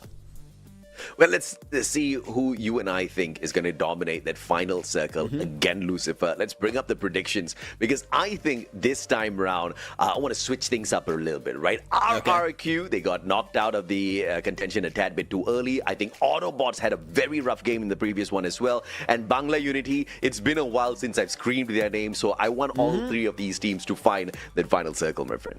On the other hand, I think BIGETRON by Vitality of what they just did, and Falcons in the last and final battle, both the teams head-to-head on a clash. Iron Bulls out there, and on potential for either Bangladeshi squads to find that final circle this time round, right? Again, it's a lobby where it's not like it's going to get any easier for them, but it's all about the map that we hop on into this time. It's that number 5th map. It's Purgatory. Why this is good? Because it's a huge map, right? You get to go away from all of your opponents a little bit easier if you know exactly where to find those vehicles, if you know exactly how to find yourself a little bit of a drop spot that's going to be far, far away from the heat of the battle. Like if the teams already have a rough understanding of where the preferred spots are for most of the teams that they've already seen in the South Asia Plains so far, then they should be able to avoid a lot of the heat, especially if they're not performing too well at the moment. We're talking about teams like MAQNA, teams like DRS, HOTSHOTs. They need to find a isolated drop for themselves, or else it's going to be a rough run for them again. Yeah, I agree completely. I think MAQNA, they were close to figuring that play out, right? We ended up seeing they ran right at the timing to jump in between REVENANT, XSPARK, and TAG as well. So, finding a couple of vehicles for those quick getaways, especially early on in the... One is completely surrounded. There is no way that he can run out from this tower, whereas his teammates, they are no... There is no way that he can run out from this tower, whereas his teammates, they are no in position of helping him out. And HOTSHOT, they do not want to give this opportunity. They want to get this elimination under control. However, Matt God and Power pushing through with the Uzi that they have, want to help out. And finally, Johan makes a drop. Prodigy as well. And I think HOTSHOT just gave too much space in time for AUTOBOTZ, and now they've recovered. They've done the damage. Leo using that chrono, but for how long? Players is surrounded. Leo was only good for 1. Switches to his Uzi as well, but he'll also be put down. Players from HOTSHOT are being taken down, but finally, there is Actions who jumps in. Prodigy is a little too far, so those eliminations should be confirmed, and Prodigy decides to cut this fight and go back. Oh, the stealth bites now, trying to get away from this situation. Has the zip line to put a decent distance between himself and the boys of HOTSHOTs as well. Do they go in for the pursuit? Anas up top. The Moss keeping him safe for the time being. Prodigy, nobody has a sniper by the looks of things. Prodigy doesn't break his ankles, drops down to the ground, looks back, nobody on pursuit just yet, and HOTSHOTs do not have a jump pad on them. So, gonna have to catch up with those boys in a little bit. Prodigy hits that revive, so Autobots will survive for the time being. MAQNA, on the other hand, getting run down by the Straw Hats back to back, but it's Straw Hats up against DRS. Those boys are waiting for that opportune moment to spring this trap. DRS, they did start off on TV Tower, but it was the previous game, and now they're getting hit upon. Extra, not even giving a chance to DRS right now. Alu is also down. Thakuri tries his best, only gets one shot. Wanted to make sure he gets the eliminations, do not give a revival chance, and Thakuri will also be put down. That's how confident Straw Hats are here at Ski Lodge. Put everybody down, and they're in search for the last player, Prateek. I don't think he had an opportunity to revive anybody here. He's trying his best, jumping across the edges, and DRS in big trouble. He's the last man standing for how long? Being used, who running right towards him, position completely unveiled. He has 600, but no opportunity of a vending machine, and they will put him down. Straw Hats, 7 eliminations, casualties, yes, but they still stand here at Ski Lodge. And DRS, their run just doesn't get any better. 5 games in, yet another early elimination from the lobby. And Straw Hats, like you said, man, they held their ground in that battle. And Extrov already beside the vending machine, hits the double revive. Revenant XSPARK, on the other hand, how in the world did they get eliminated? That's gotta hurt, but same goes for Prodigy. A little bit of a dragged on fight. Thankfully, Autobots, they don't get eliminated completely because Prodigy was in time to get the players back up. So they still have a chance, but only one of their players made it. Therefore, they have a long haul from here on here in Purgatory if they do want a chance of getting back into the game. But BIGETRON, to their usual, just again having 6 eliminations at the very start of the game. And I think they might also be in the mix where Revenant XSPARK had a battle. And using the hit list as an advantage for them, that any team that gets closer is more eliminations, and they've been confident every time, especially early circles. Taking down BIGETRON by Vitality has been a challenge for every team here in FFMAI 2026 summer. Team Apex Gaming now bumping into the champions of the very first Esports World Cup. Can they take them down and out of this equation? Falcons do have a better position here. Katie God, Car 98 in hand, but no backup at all in that situation. Racha finds one. Wolvin, Shoto, M590, perfection in that time turner as he pulls that 180. Taking the drop onto Racha, going to save Wolvin as well. And it looks like the team will survive because the team members are solid, but Limit X7 with the cord fighting Zyle down and Wolvin out of nowhere. Limit X7 with the M590 as well. And Falcons dismantling the boys of Team Apex Gaming one after the other and eliminating them in 10th. Limit X7 from all angles that they can never even think of. And now look at him. He's gone. He's going to revive his teammates. That is insane. All four eliminations is what he grabs. Unbelievable stuff by the Falcons. Team Apex Gaming almost challenged, tried to work their way out. Even the Bolt Maker troubling so much that they could not hold their position. They were not even giving them a chance to revive. That's how good Limit X7 was. Dude, Limit X7 was so fast that even the observers couldn't keep up with him. Yeah. No idea how in the world he pulled that off. But at the end of the day, man, Team Apex Gaming just out in the open. They were not ready for that fight. And the way they got surrounded by the Falcon players, that just didn't sit right with me. The moment I spotted it, the Indian squad, a promising one out early.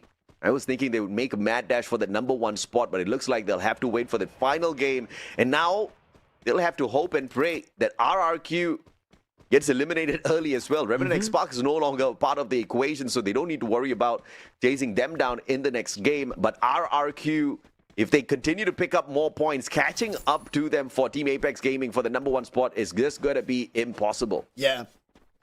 And RRQ, just as we spoke earlier, AJ, they've been brewing themselves towards that champion rush play. Yes, trying to get closer towards this Booyah. And you can see that survival, right? Even Abe was the last one standing, tried his best to make sure to become a thorn in other buddies' works. And that is now HOTSHOT want to do that, and they've been very consistent. Where we thought Autobots almost turned the fight around, it's not been working. Continuously being peppered by bullets. HOTSHOT keep continuing, and again it is still Prodigy, last one standing. Hit list being activated. Prodigy is information being relayed to HOTSHOT. They might decide to trail, or they will constantly being pinged of where he will be.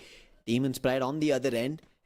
they have an opportunity right at the river bank is what they are holding, and one of the players from AUTOBOTZ, Johan, while Prodigy is making a run in the other direction, Johan is somewhere else. AUTOBOTZ are completely split, and that is one of the worst positions to be in, where you're never together and you could play for a booyah. Demon's Pride. Oh, Prodigy. Prodigy. Prodigy, what is going on, Prodigy? I thought those waters were a tad bit deeper, Prodigy. I have no idea how that horse just swam with Prodigy on his back, but that is a strong horse. It's a good horse. Yeah, it's a viable friend to keep beside you, to take you through tough times and deep waters. And AUTOBOTZ finally Dogs of the world, watch out. The horse is now your best friend. Yes. But something that they should be happy about on top of that is going to be they finally reunited. This has been a problem for AUTOBOTZ. Even in the last game, as soon as they did decide to reunite, they were just taken out. And this time as well, almost whenever Prodigy was going in for a revive, he was also being taken down. But now they're at the edge.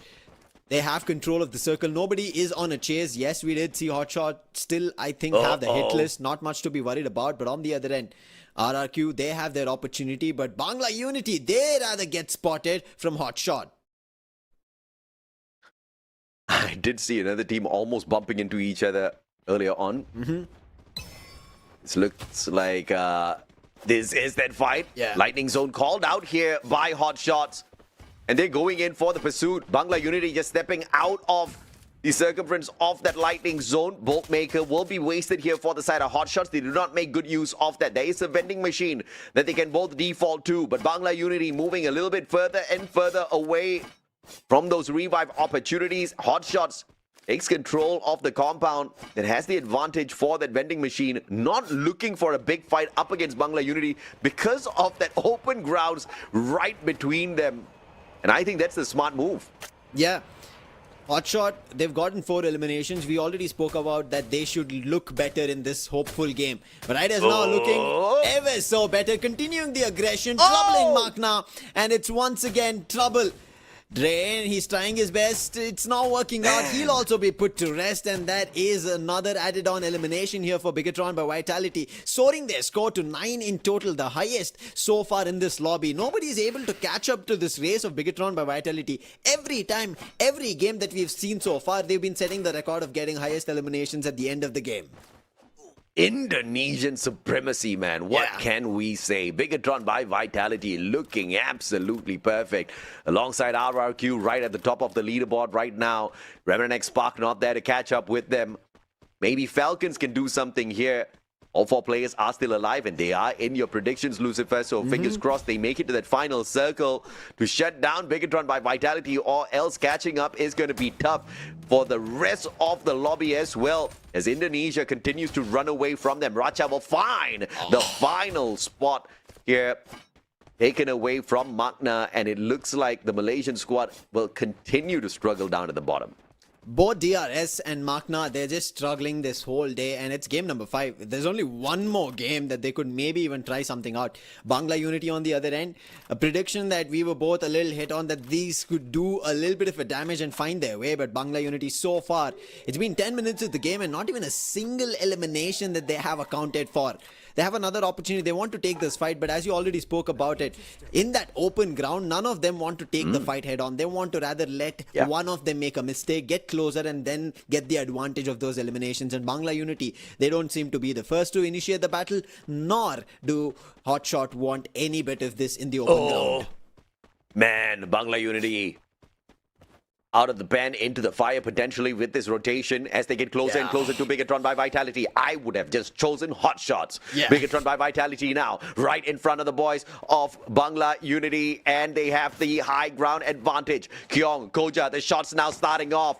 Zibeng hits the Moss as well. He wants to quickly reposition and stab them in the back. We saw him do that in the previous game already, and he's looking to pull that off once again. Straw Hats getting involved in the battle, and that's the disadvantage that was needed here by Bangla Unity to face off against BIGETRON. Straw Hats become the hopeful saviors here for Bangla Unity. That came in from a surprise, a nade being used, but it just fell a little bounce off that glue wall once more, bouncing a lot across, and finally Koja strikes. This is the opportunity that BIGETRON by Vitality were looking for. Koja is trying to close the distance. Now the Straw Hat shots are not connecting, and Koja wants to go for one of his own with the M590, trying to go for a barrage blow. FGL also being used, and finally converting with the help of Sibang, who has an off position. But Sibang has lost a lot of his comrades, and all that he can do is back off from this fight, get some eliminations. Yes, he does only one, but on the other end, nothing else. Has a machine right behind him. He has 1500, should be able to bring back his teammates, going in for a coin right in front of him as well. Safe and sound for the time being. But on the other end, RRQ, KAZU and AUTOBOTZ. RRQ were holding this. How? What? Yeah. Hello, Power? Power just sidestepping those shots, dancing around. He had his dancing shoes on, and Maal just panicked in that moment. I thought he would get away with his life, but unfortunately gets snuffed out either way. The boys had backup on the side of RRQ. How unfortunate for Autobots. Now again with just Prodigy left alone here, and Actions will snuff him out with an AC-80. This whole game has just been a cat and mouse chase between HOTSHOT as well as Autobots. Every time they've caught them, and finally the mouse is going to be put to rest, and right as now Autobots are out of the game. On the other end, Falcons. Let's see what they can do here in the situation. Falcon 7 elimination on his side. M590 in the hands of Pina. BIGETRON by Vitality out. And that is courtesy of Bangla Unity. The Bangladeshi squad stepping it up this time round, making sure the Indonesians do not run away with this one. Falcons now finding a prey for themselves as well. And it looks like Demon's Pride will not be prideful once Falcons walks away the victors of this game. Aswap down on the ground, but those glue walls protecting him from getting annihilated. Kororo breaks down those defenses, get to that second floor, looking for the rest of the players. And RRQ showing up out of nowhere. Abe, Rans, they barricade those glue walls, and the stress will just not be accessible for the time being. Falcons desperately trying to get away from RRQ. RRQ, KAZU, they've gotten so many so far. They've been the top of the charts, and Falcons want that opportunity for themselves. But finally, they find an opening. It seems like he's found a knock, and now they're trying to run in. They want to make sure they get closer. Abe, he's close. Pina's damaged, but Rans, he gets hit upon, and now they're trying to go for an exchange. Pina trying to hold off his own. Abe, he's big damage. Time going through, and RRQ, KAZU with the help of Kiroro's launcher. That M79 comes into play. Afar from our POV, will still strike and put the side of RRQ, KAZU down out of the race. Yeah, knock, knock, knocking on heaven's door. That's the song that was playing as Falcons took that fight. RRQ knocking on their doors. They just didn't know exactly whose door it was. And Falcons making the M79 play against RRQ themselves, who have been so popular in obliterating the other squads with their grenade launcher. Now HOTSHOTs in the crosshairs of Pina. AWM in his hands. One mistake and it's going to cost HOTSHOTs a little bit of a medkit play here. They're out in the open, just their glue walls to protect them at this point of time. Falcons, one of the big opportunities for themselves. But look at Bangla Unity trying to use that advantage as Racha was peppering Straw Hats to run in close.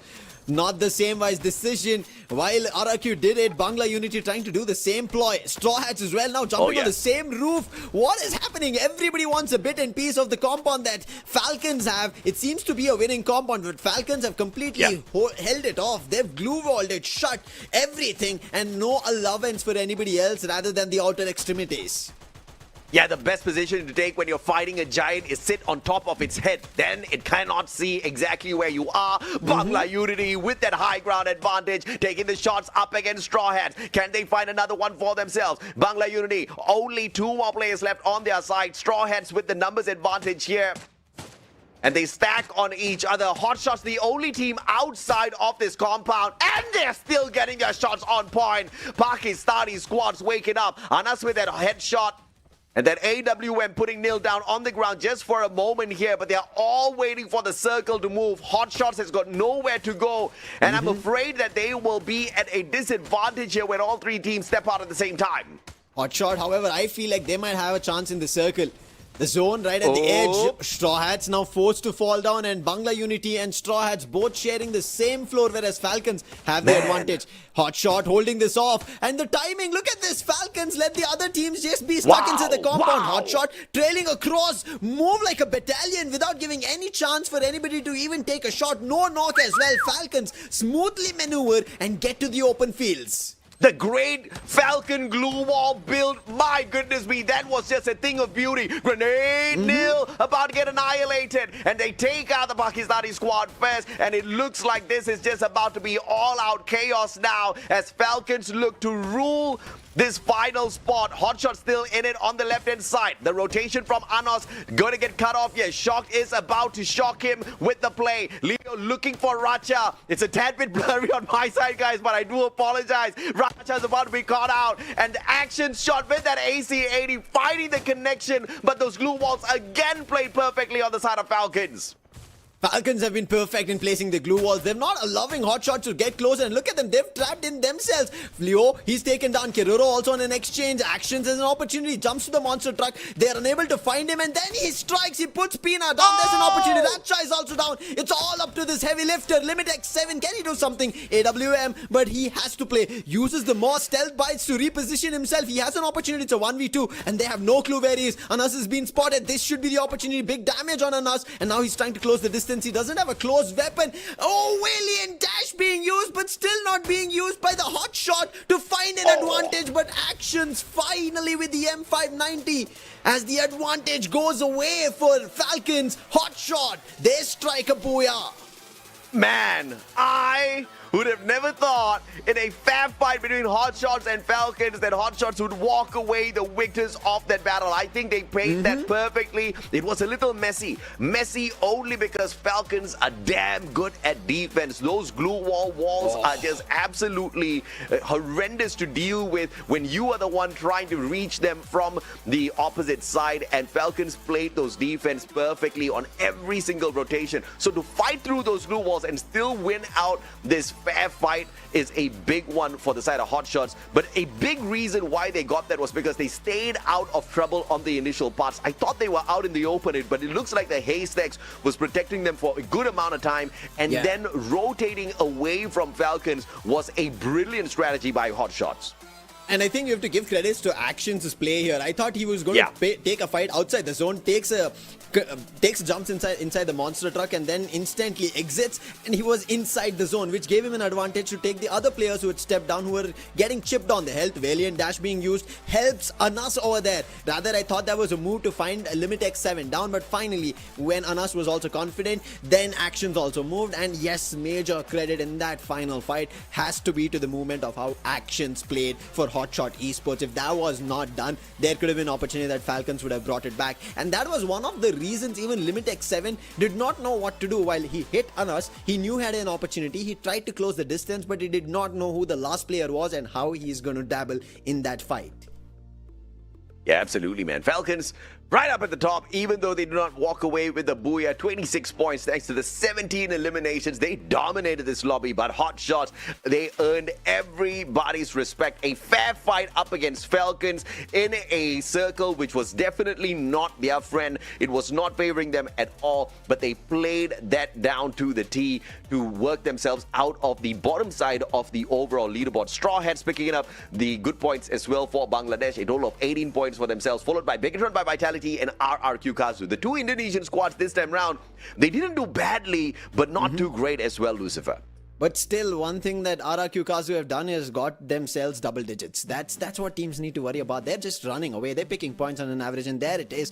Already the 100 mark being hit by RRQ KAZU. Team Falcons to follow that suit, and they're at 83. Unbelievable stuff. If you go back to the scorecard around game number 2 and game number 3, Falcons were not seen anywhere close to the top 5, and now they're hitting the second spot. So in the last 3rd to 5th game now that we have seen, they've almost hit around 50 to 60 points to rise to this occasion. Brilliant stuff for Falcons to emerge out of it. And while we were almost, right, we spoke about this, smiling wide for the South Asian teams in game number 3, now we are a tad bit worried. The challenge right now being forced to the South Asian teams as the Southeast Asians take the charge on the today's standings.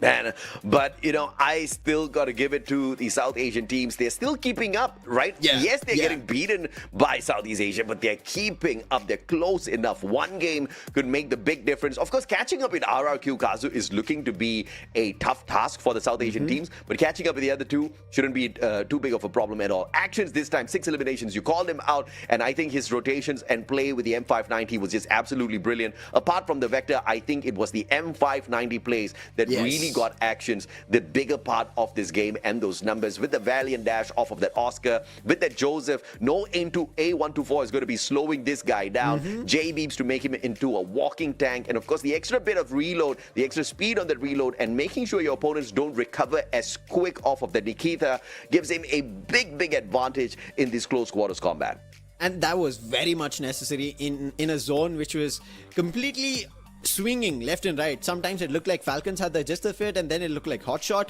because HOTSHOT initially had the circle control, but then of how actions played with his active and both passive skills coming into play, even Anas tried his best, the Morse coming into play, which we also saw from Limit X7's position, where he did move in the other direction, wanted to throw the game off for HOTSHOT, did not work completely. If he did land that AWM shot and got Anas down, there could have been an opportunity, but Anas quickly putting up a glue wall, then getting information. Yes, Moko and Maro also coming into the play. On top of it, having Leo, yes, in that fight that we hopefully thought that Leo will prop up his chrono at the right time. Unfortunately, he was the first to fall. And I think in this whole game, all Sajid was trying to do is make sure until the final fight unfolds, keep them surviving, and I think he played his role to the best, and that is the reason barely any damage do we see from his end being striked.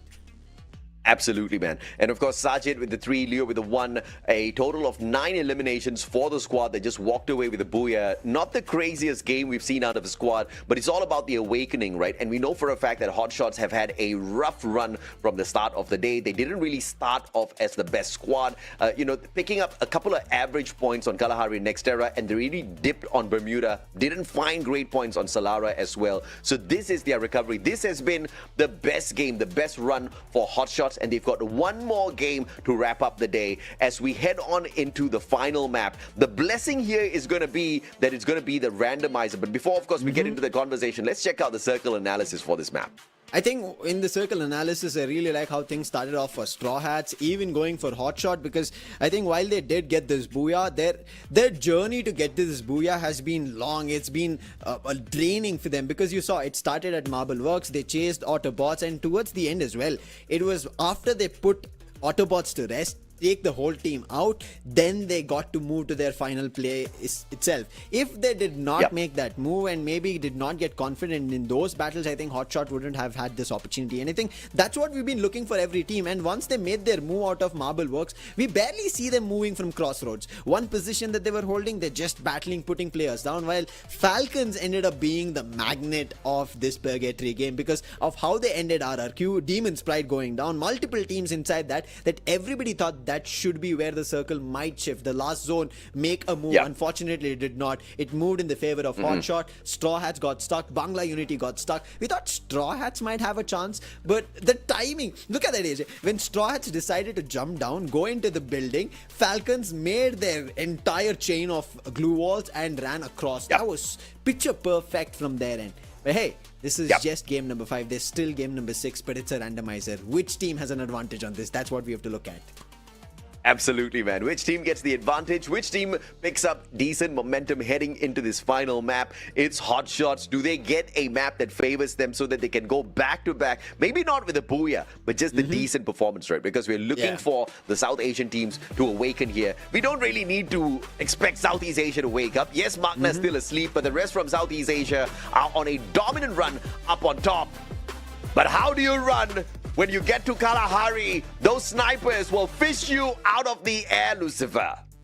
And going into Kalahari, just like how we started the day, is how we are going to end the day. And especially, I'm pretty sure the fans from India, they're going to be rooting for this game. Team Apex Gaming, they got the very first booyah of the main event, and I'm pretty sure would want to see one from there. And we've just been seeing a little bit of a hit and miss from their gameplay after that game number 2 started. Until then, I think Team Apex Gaming knew what they were doing. It's just the fights that they're picking. Even when they decided to go head on against BIGETRON by Vitality, it did not go completely in their direction. And I think that's what they'll now fine-tune it, especially that they already know they've gotten a booyah on this very day. So end on a high note should be their thought process.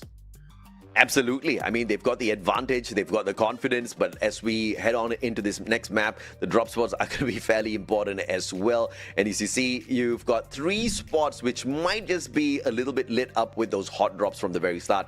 And my eyes are definitely on Refinery in the battle between HOTSHOTs as well as RRQ. Will HOTSHOTs take this risky drop to challenge the Indonesian powerhouse? The Indonesian teams, like how we were kind of talking about the Bangladeshi teams, right, in the South Asia plains, just like what Deva United Horus did in spring, it seems like now the Indonesian teams who have so much history now understood that it's time to take titles back to back to our region. And I think that's the powerhouse effect that is hit upon that region. And RRQ KAZU, it could be a brilliant one. But one thing for sure in the preferred drop spot that I love compared to the previous game that we witnessed, AJ, is it's nicely spread, evenly telling us that, hey, this is how the game is going to be. Not like what we saw, ended up seeing 5-6 teams in TV Tower. Okay, that's not gonna happen. Yeah, I hope this is exactly what we see out there. Just less chaos, more time for the teams to just really play their looting progress well, right? Yeah, and let's check out. Yeah, they absolutely need it. Let's check out our predictions for this game. You were a little bit closer on that previous matchup, Lucifer. I hope I beat you this time, my friend. So, top 3 It's teams. 1-1. You did game number 4. Game number 5. See, you play fair. Okay, 1-1. Okay, this last game is where we're going to see exactly who's got the right predictions here. I think, obviously, there's going to be some sort of an awakening coming through from a couple of these squads, right? AUTOBOTZ, it's been a while. I've been waiting 2 games now. They have had a rough run. Last season, they did phenomenal, right? This time, I'm expecting them to end their rough run with a solid booyah just to climb the leaderboard towards the end. And of course, Falcons and RRQ, I think it's just a no-brainer, man. Southeast Asia, by now, they're just proving that the lobby is one that they're just going to dominate. Domination, yes. I think Southeast Asia are doing currently. Everybody keeping a hold. But South Asia, it's your chance. They did it in the South Asia plains. They've looked better. They've gotten closer. This is their opportunity. And I think that is one of the reasons I had majority of my predictions being the South Asian teams and already having Team Apex Gaming, which I'm already telling from the very start. As the game starts, as we move towards Kalahari, is it the same repeat of what started in game number 1 to make an end for a high note for one of these teams? Well, let's see or not. It's going to be one of the teams from South Asia, or is it going to be Southeast Asia once again? Flight path getting through Foundation all the way down to Soul Ridge, opening up the full map. AUTOBOTZ first ones out of the flight and straight into Old Hampton, and potentially with a split drop onto Shrines as well, which will put them right in the crosshairs of REVENANT XSPARK. Refinery on the other end, that's what we were kind of eyeing on. Will there be a drop clash? It, for the time being, doesn't seem to be. HOTSHOTs have taken a little further down south towards the command post, so no early clashes, but MAQNA and Team Apex Gaming, that could happen at Stone Ridge. On the other end, HOTSHOTs complete safe and sound, as we already spoke. Down at command post, nobody to challenge, but REVENANT XSPARK, they have to be worried about 2 squads. One, yes, their counterparts, the Indian squad, but on the other end, it's even BIGETRON by Vitality, who are always known as the early hunters, who always find eliminations in the very beginning, and it's very tough to take them down. And the challenge happens. Koja is down, Kyong is down. This should be the opening that REVENANT XSPARK were looking for. Damage being done to Sohan by Diggs, and life HP all going down in Sohan. He'll be knocked. This was the opening that REVENANT XSPARK should have won on, but turned around is Diggs. Yeah, man. I mean, AUTOBOTZ, they bring their numbers back in here. BIGETRON by Vitality losing numbers as well. They're not really in the best of spots, and it looks like it's going to be an easy revival off of Council Hall, because BIGETRON by Vitality pulled off a smart drop here, making sure Sidbank drops away, far away at Council Hall. He had more than enough coins to bring the rest of the team members back. AUTOBOTZ up against DRS though. Can AUTOBOTZ pick off those easy points off of DRS, who have been struggling throughout the whole day? Or will DRS finally prove that they are not going to be easy points for the whole run in here?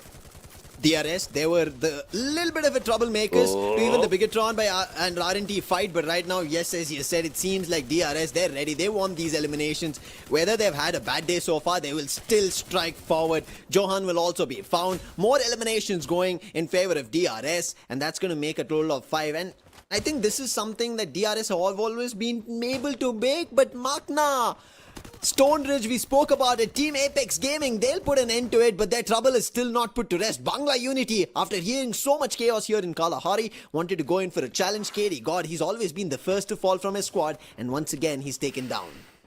Team Apex Gaming on the quick revive coming on through here, and Woven can't get to the rest of his team members in time for the save, but he will get there for the double knock. But Woven now pushed down to the ground. Sahil Jad going in for the save, but is it too late? Has the AUG in hand, going up against the full squad of Bangla Unity. 1v3. Sahil Jad on a very risky mission here. Has 900 coins in his pocket, going for the double revive.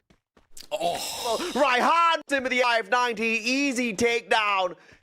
And they all depend on KD God for the massive revives. He'll get the two players back up. He did not have enough for the fourth. He needs another 100 coins, and he has one right in front of the broken ship at Santa Catarina. So there is another saving grace for Team Apex Gaming, but on the other end, nothing for DRS. Once more, after getting 5 eliminations at shrines that we ended up seeing, BIGETRON by Vitality, who were able to get their squad back up, they were the ones who put them down to rest. Unfortunate, but fortunate for now could be RRQ KAZU. They're spotting the entire squad of REVENANT, XSPARK, a challenge, damage trying to be done. Demon's Pride, they have a challenge right in front with them. That is going to be AUTOBOTZ, and Madara, he's going to be knocked, but there's going to be an exchange as well. Power trying to hold off. Mad God super low on that knock and will be confirmed. Power trying his best, making a run across, but no, the timing too late from him. Going in for a 1v2, and Demon's Pride, they will be able to get another for themselves. Man, unfortunate. But Prodigy did manage to drive his way out of that craze. Mad Gods found by Jazzy as well. Demon's Pride will be able to absolutely snuff out the fire of Autobots, which I have to say wasn't even strong to begin with. REVENANT XSPARK getting caught by the players of RRQ. This is not a battle you want to get yourself into if you're from the side of Revenant. Vincent spotted up from the top, and the sniper almost getting taken off of his perch there by Maal. RRQ KAZU, they have complete information of what they need to do. 18 Dior, he puts the player down first. The opening Ursh, the rusher is down. Vincent's position is already known. That's going to be trouble. They will try to put him down. And there's an angle that Mal found. Damage trying to be done. Hook gun being used. Tried to climb up. Vincent has to make a run from that position. He's already compromised. There's not much he can do. Finally going in for a front-on battle. Not the right weapon, whereas Vincent had it. He'll put the player down. Get that confirmation, but not for long, as Rance will quickly run up as well. Exchange that. Wait, actually, Mal 77 did not get taken down. I thought the confirmation was there. So Vincent, all the efforts of staying on top of the tower did not give him any dividends. Nah, man, I mean, he had the information, just could not pull off those shots, and the rest of his team members just got taken down way too quickly. REVENANT XSPARK, just unfortunate in that engagement, but they will get fully revived here. So one does have the coins on him. BIGETRON by Vitality now challenging their big brothers RRQ on this refinery platform. I'll take it out of the equation already. 18 Deer, or Deer 18 I have to say. Winchester in the CQC had the Bison to play. Abe comes for the backup, brings Maal back in here as well. Abe on fire as he knocks down multiple players on the side of BIGETRON. Rance now with the Mag 7, looking for Kyong. Time Turner saves his life for the time being, on the hunt. Still plays ring around the Rosie and avoids the engagement with Rance and stays up on his feet. RRQ, they have looked brilliant. BIGETRON by Vitality, they're the one in trouble. And 18 Dior, he will put the last man down under the ground. And that is RRQ keeping control of Refinery, commanding it that it is their ground to make money and eliminations. And it seems like nobody is going to take that top spot away if RRQ keep getting eliminations. 10 already off this game of Kalahari. Yeah, man, my, what a game.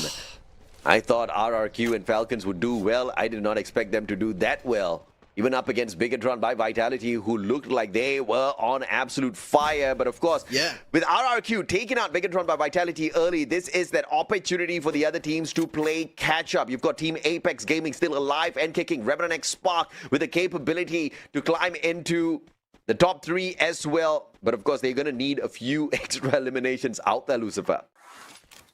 But on the other end, I think what RRQ are prepping for is what they've done throughout their journey as a team. RRQ KAZU, they've tried to get the titles, but all they've gotten closer to is #2s. And I think they finally want to get closer towards a title championship in their name. And if that works out, they will finally look forward to clinching a lot more down the line, a few more in the internationals as well. actions on the side of HOTSHOT. Now they jump up to the sub, trying to hold themselves, but they've spotted the players of Straw Hats. They're a little separated. One of the players who is what they're also questioning of who and where he's running to. Well, they might not find out the answer, but honestly, I don't even know if they want the answer. They just want the elimination point at this point. Straw Hats versus HOTSHOTs, and obviously the high ground advantage on the side of HOTSHOTs. But with a distance like this, it's going to be very difficult for them to find any eliminations unless Straw Hats gets a little bit closer. Autobots spotted out here by HOTSHOTs as well. They will have a rough idea as to where they can rotate to, providing they do have a jump pad on them. Straw Hats. What is their plan here? But on the other end, let's take a quick look at the replay. This is what happened. This is what I was talking about of how DRS got taken down after trying to hold control of Shrines. And you can see Takuri and Alu. Yeah. Okay, that's not the right way to run away. The opponent's right in front and you still decide to see if you could take a launch pad. And yeah, I think DRS, they understood that they had no chance there and just wanted to make a move in the other direction. But not going to happen when the opponents have pinned you down. And right now, Falcons, they seem like they have an idea about what and where Revenant XSPARK are. As you can see, Kunal might be on top of the hill, but two of the players are already there. And Kunal, while he thought he had the angle and the chance, they will put him down. And now Falcons are all over Revenant XSPARK. They know what the plan is. Oh yeah, you can say that again, man. Falcons now, they want the heat, they want the points. Revenant XSPARK, vending machine right there behind them. They need to bring their buddy right back in here. Pina on the chase. Valiant Dash still active on his side, but it's going to be the jump pad. Revenant XSPARK getting the heck out of there. Limit X7 though, one opportunity. R17 manages to get away in the nick of time. And it does not seem like Falcons will be in the mood to go in for the pursuit. No, don't do it. And Autobots though. Another early exit. Man, I think it's just not there. They Autobots, yes, they were brilliant, and that is one of the reasons they were directly here in the main event of what they did in FFMIC 2026 spring just a month ago. They almost look like they would have brought the first title to South Asia in all the battle. Falcons on the other end, they seem to keep it going, and now they try to get closer towards RRQ. We did see they're still at the edge of the play zone. There's a lot more running that they have to get and do towards Refinery in itself, but RRQ, they are very confident inside Refinery. They're feeling super happy, and you can see after getting those 10 eliminations, Mal seems to be on top of the world. It almost looks like the Lion King's reference. He's just the one that's going to take the control of this last game. Let's see if or not he is going to rise to the top like a lion, man. Like the logo right behind me all the time. Yeah. But I don't know if or not the rest of these teams will allow him a decent space to get a run like that done. Now, there's a little bit of calm before the storm. Nobody wants to get into the next zone just yet. They want to get battle prepped first. They want to get battle ready. And it's exactly what they will go ahead and do. Straw Hats, on the other hand, get caught out here. And it's Bangla Unity on the chase. Shocked! Just unable to get away from the heat. Extro from afar though, trying to protect the rest of his buddies from the side of Straw Hats. But all those glue walls keep them protected. Bangla Unity will not get taken down that easy. They protect themselves, but still on the hunt. Who's going to be the next victim here on the chase? Raihan tagged up from afar. But the 2v1, Sihan with the M590 from up top that tent with an easy headshot. Now leaving their opponents, Straw Hats, with one final survivor on their side. A little bit of a Bangladeshi showdown in terms of rivalry as well. Straw Hats, as they take away the regional title and leave Bangla Unity at the second spot. It seems like now they're trying to take it away from Straw Hats itself. Money hit here for Extra. He was trying to cover his teammates. Now all he can do is cover for them in terms of giving them a revive. He's gotten closer to the vending machine. But yeah, a little more. Okay, there you go. Yes, it happens. Play zone, so much damage. You could be worried that there is a team chasing, but a little too out on the play zone. He had to go out of his way to get the whole squad back up. But I'm pretty sure it's not going to be easy, as the circle is already so close to crunching all the teams together, and in a map like Kalahari, you wouldn't want a lot of teams surviving, and because they survive out in the open, they completely see these birds flying down, and that is free picking. But free picking is something that Team Apex Gaming should start looking forward to. After that initial fight that we ended up seeing towards bringing up a little bit of eliminations at the edge, where we just saw Extra going in for a revive, we've not seen Team Apex Gaming do anything. Right as now, all they're doing is holding the center for themselves. Yeah, let's see if or not this spot can give them a couple of extra points out here. RRQ with the high ground, bird's eye view of everything that's happening. And Abe, sharp shot with an AWM. Arsh put down onto the ground. REVENANT XSPARK under a lot of danger. Abe, valiant dashes through all of those defenses. Rans find so hard. And it looks like RRQ will pick up number after number. REVENANT XSPARK just in a fight they cannot handle just yet. RRQ, they've been just brilliant in terms of their execution. REVENANT XSPARK, the players who did not manage to jump down or fall down from the ship, are still holding their forces, but for how long? It's trouble. They do not even have the vending machine in control, so that's even more troublesome for them. As REVENANT XSPARK, they're trying to being challenged. RRQ, they're not finding a way to climb up, but they're also being a little more cautious in their approach, because they know as this is at the edge of the circle, there will be a lot of teams who want to get closer. On the other end, Tags Sahil Jat will find the players of Straw Hats who want to make their entry, but it's not going to work. Nil will also be put down. That should be another confirmation, and it seems like Team Apex Gaming are slowly finding eliminations, but as they try to go further and get that elimination, RRQ send a surprise bullet, and now they have to be worried and get back to cover inside the circle.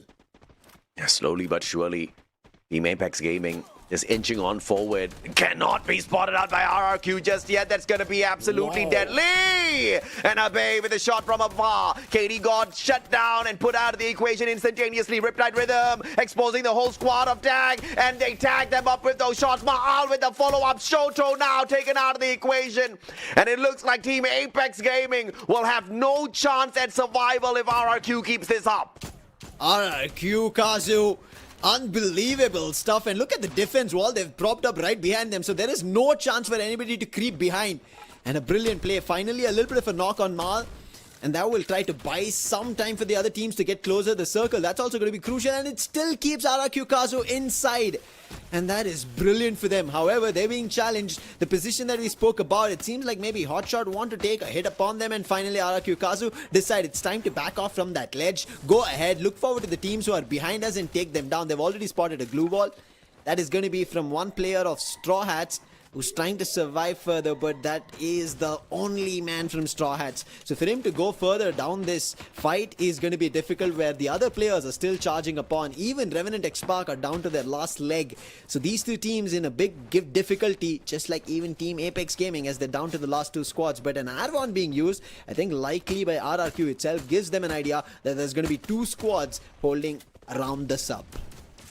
Straw Hats need to awaken their conqueror's haki here if they want to dominate a lobby like this. Bangla Unity spotting out the players of Demon Sprite. Taking those shots, cannot find them just yet. Leo takes out the final Straw Hat to put an end to them. REVENANT XSPARK though finds a final player taken out by the circle, and the team gets taken out in the 7th spot. HOTSHOTs facing the shots up against RRQ, and it looks like they cannot sustain that battle for as long as they want to. The pickups coming on through. Bangla Unity tagged up by the circle as well. Rotation's going to be rough here for Bangla Unity. The pressure coming on through. Demon Sprite now taking the fight straight up against them. Valiant dash, but Arvon breaks down the defenses. Everybody down on the ground, and Bangla Unity standing tall with Beerus and Hunter, making sure the squad does not go down. They don't have a lot of space. They have to be quick on it. They're still being hit by the nades. On the other end, HOTSHOTs, while they were holding for this, RRQ KAZU, they run right to them, put the whole squad down, and Falcons from the other end put an end to Bangla Unity. It's down to RRQ KAZU and Falcons. Previously, in the game number 5, it was Falcons who were able to put RRQ KAZU to rest. Team Apex Gaming in the mix of it, they did make it to get a booyah on Kalahari in game number 1, but right as of now, the numbers not helping them out. Mal finds the opening, gets Racha also confirmed. Trouble for Falcons continues. Melters being used. Team Apex Gaming trying to buy this time in their favor, while Falcons are being completely doubled by RRQ KAZU. Yeah, Team Apex Gaming just need to play this cool, calm, collected. Don't pick a fight just yet. Maal though in a dangerous position here.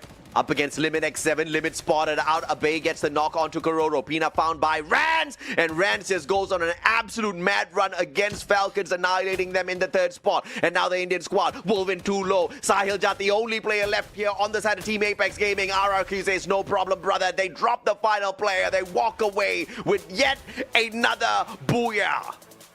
What a game coming in from RRQ.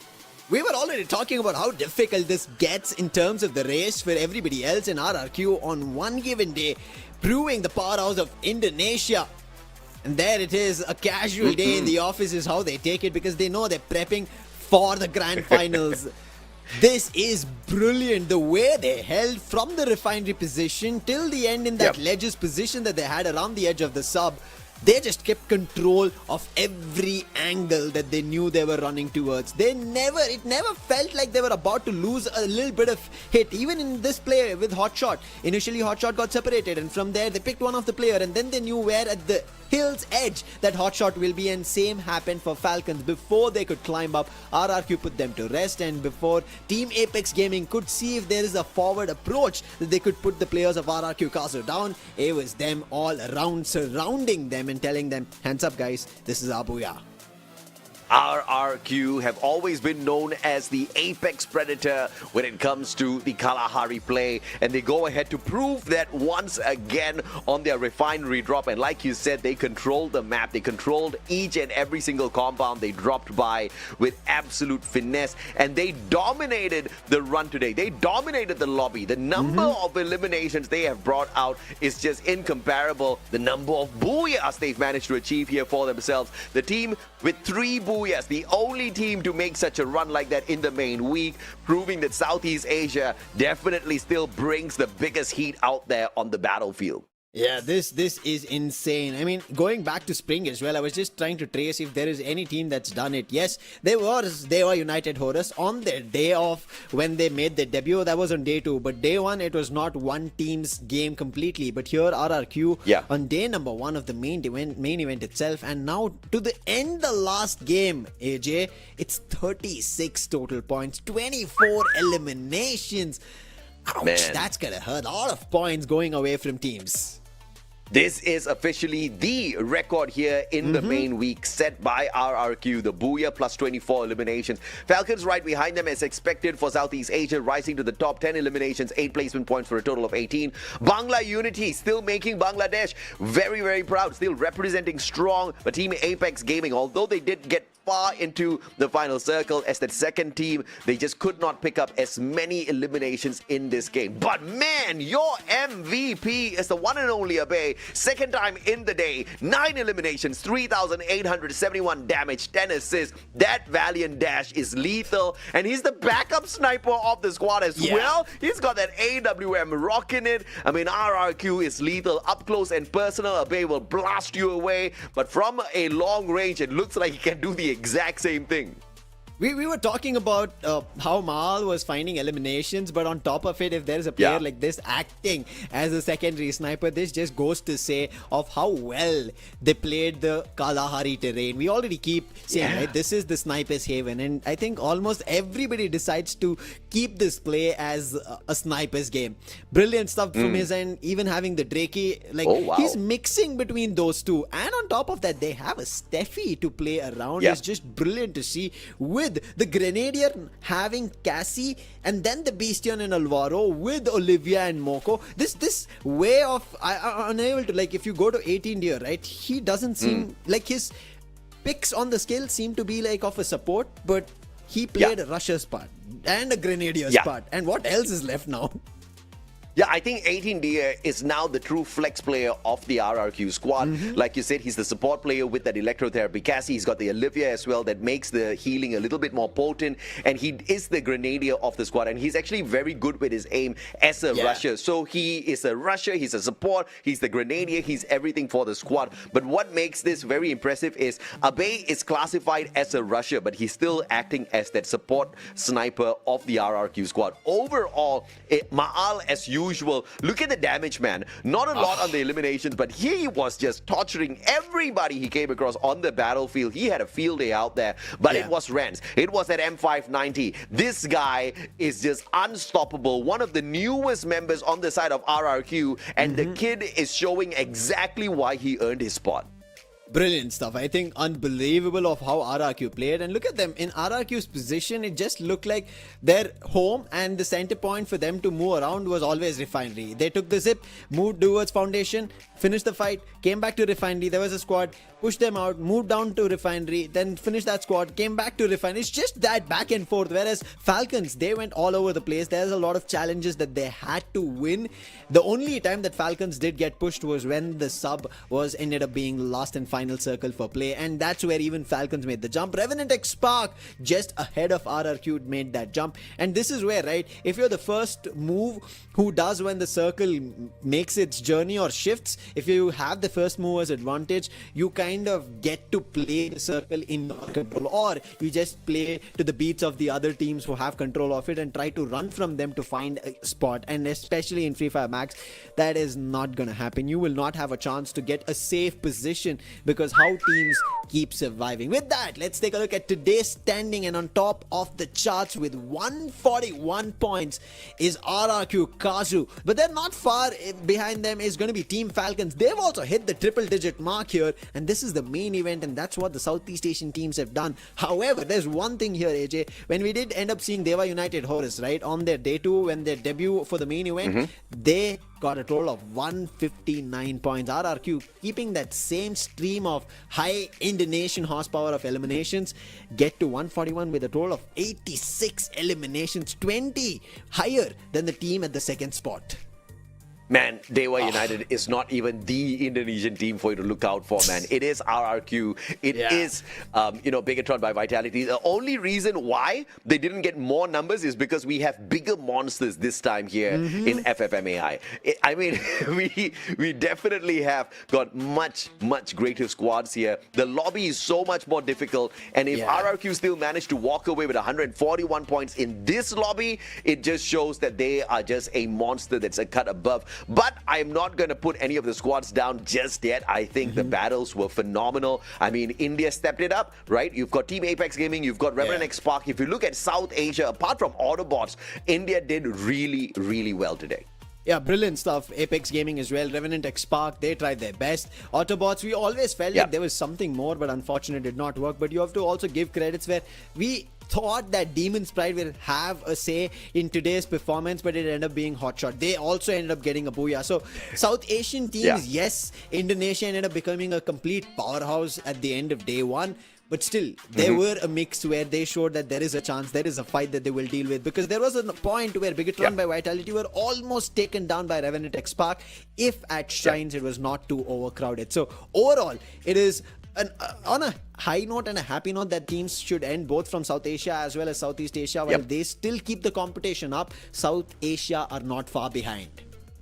Nah, they're not far behind at all. And at the end of the day, you just need to be in the top 12. You just want to aim for the grand finals. For all you know, the South Asian teams are not showing us everything just yet. I believe in the fire that we witnessed during the South Asia play-ins, and I feel like we have not seen any bit of that fire just yet. I feel like we've seen sparks, right? Yes. And things are about to blow up once we get into day 2 and 3. Today is just the teaser, Lucifer.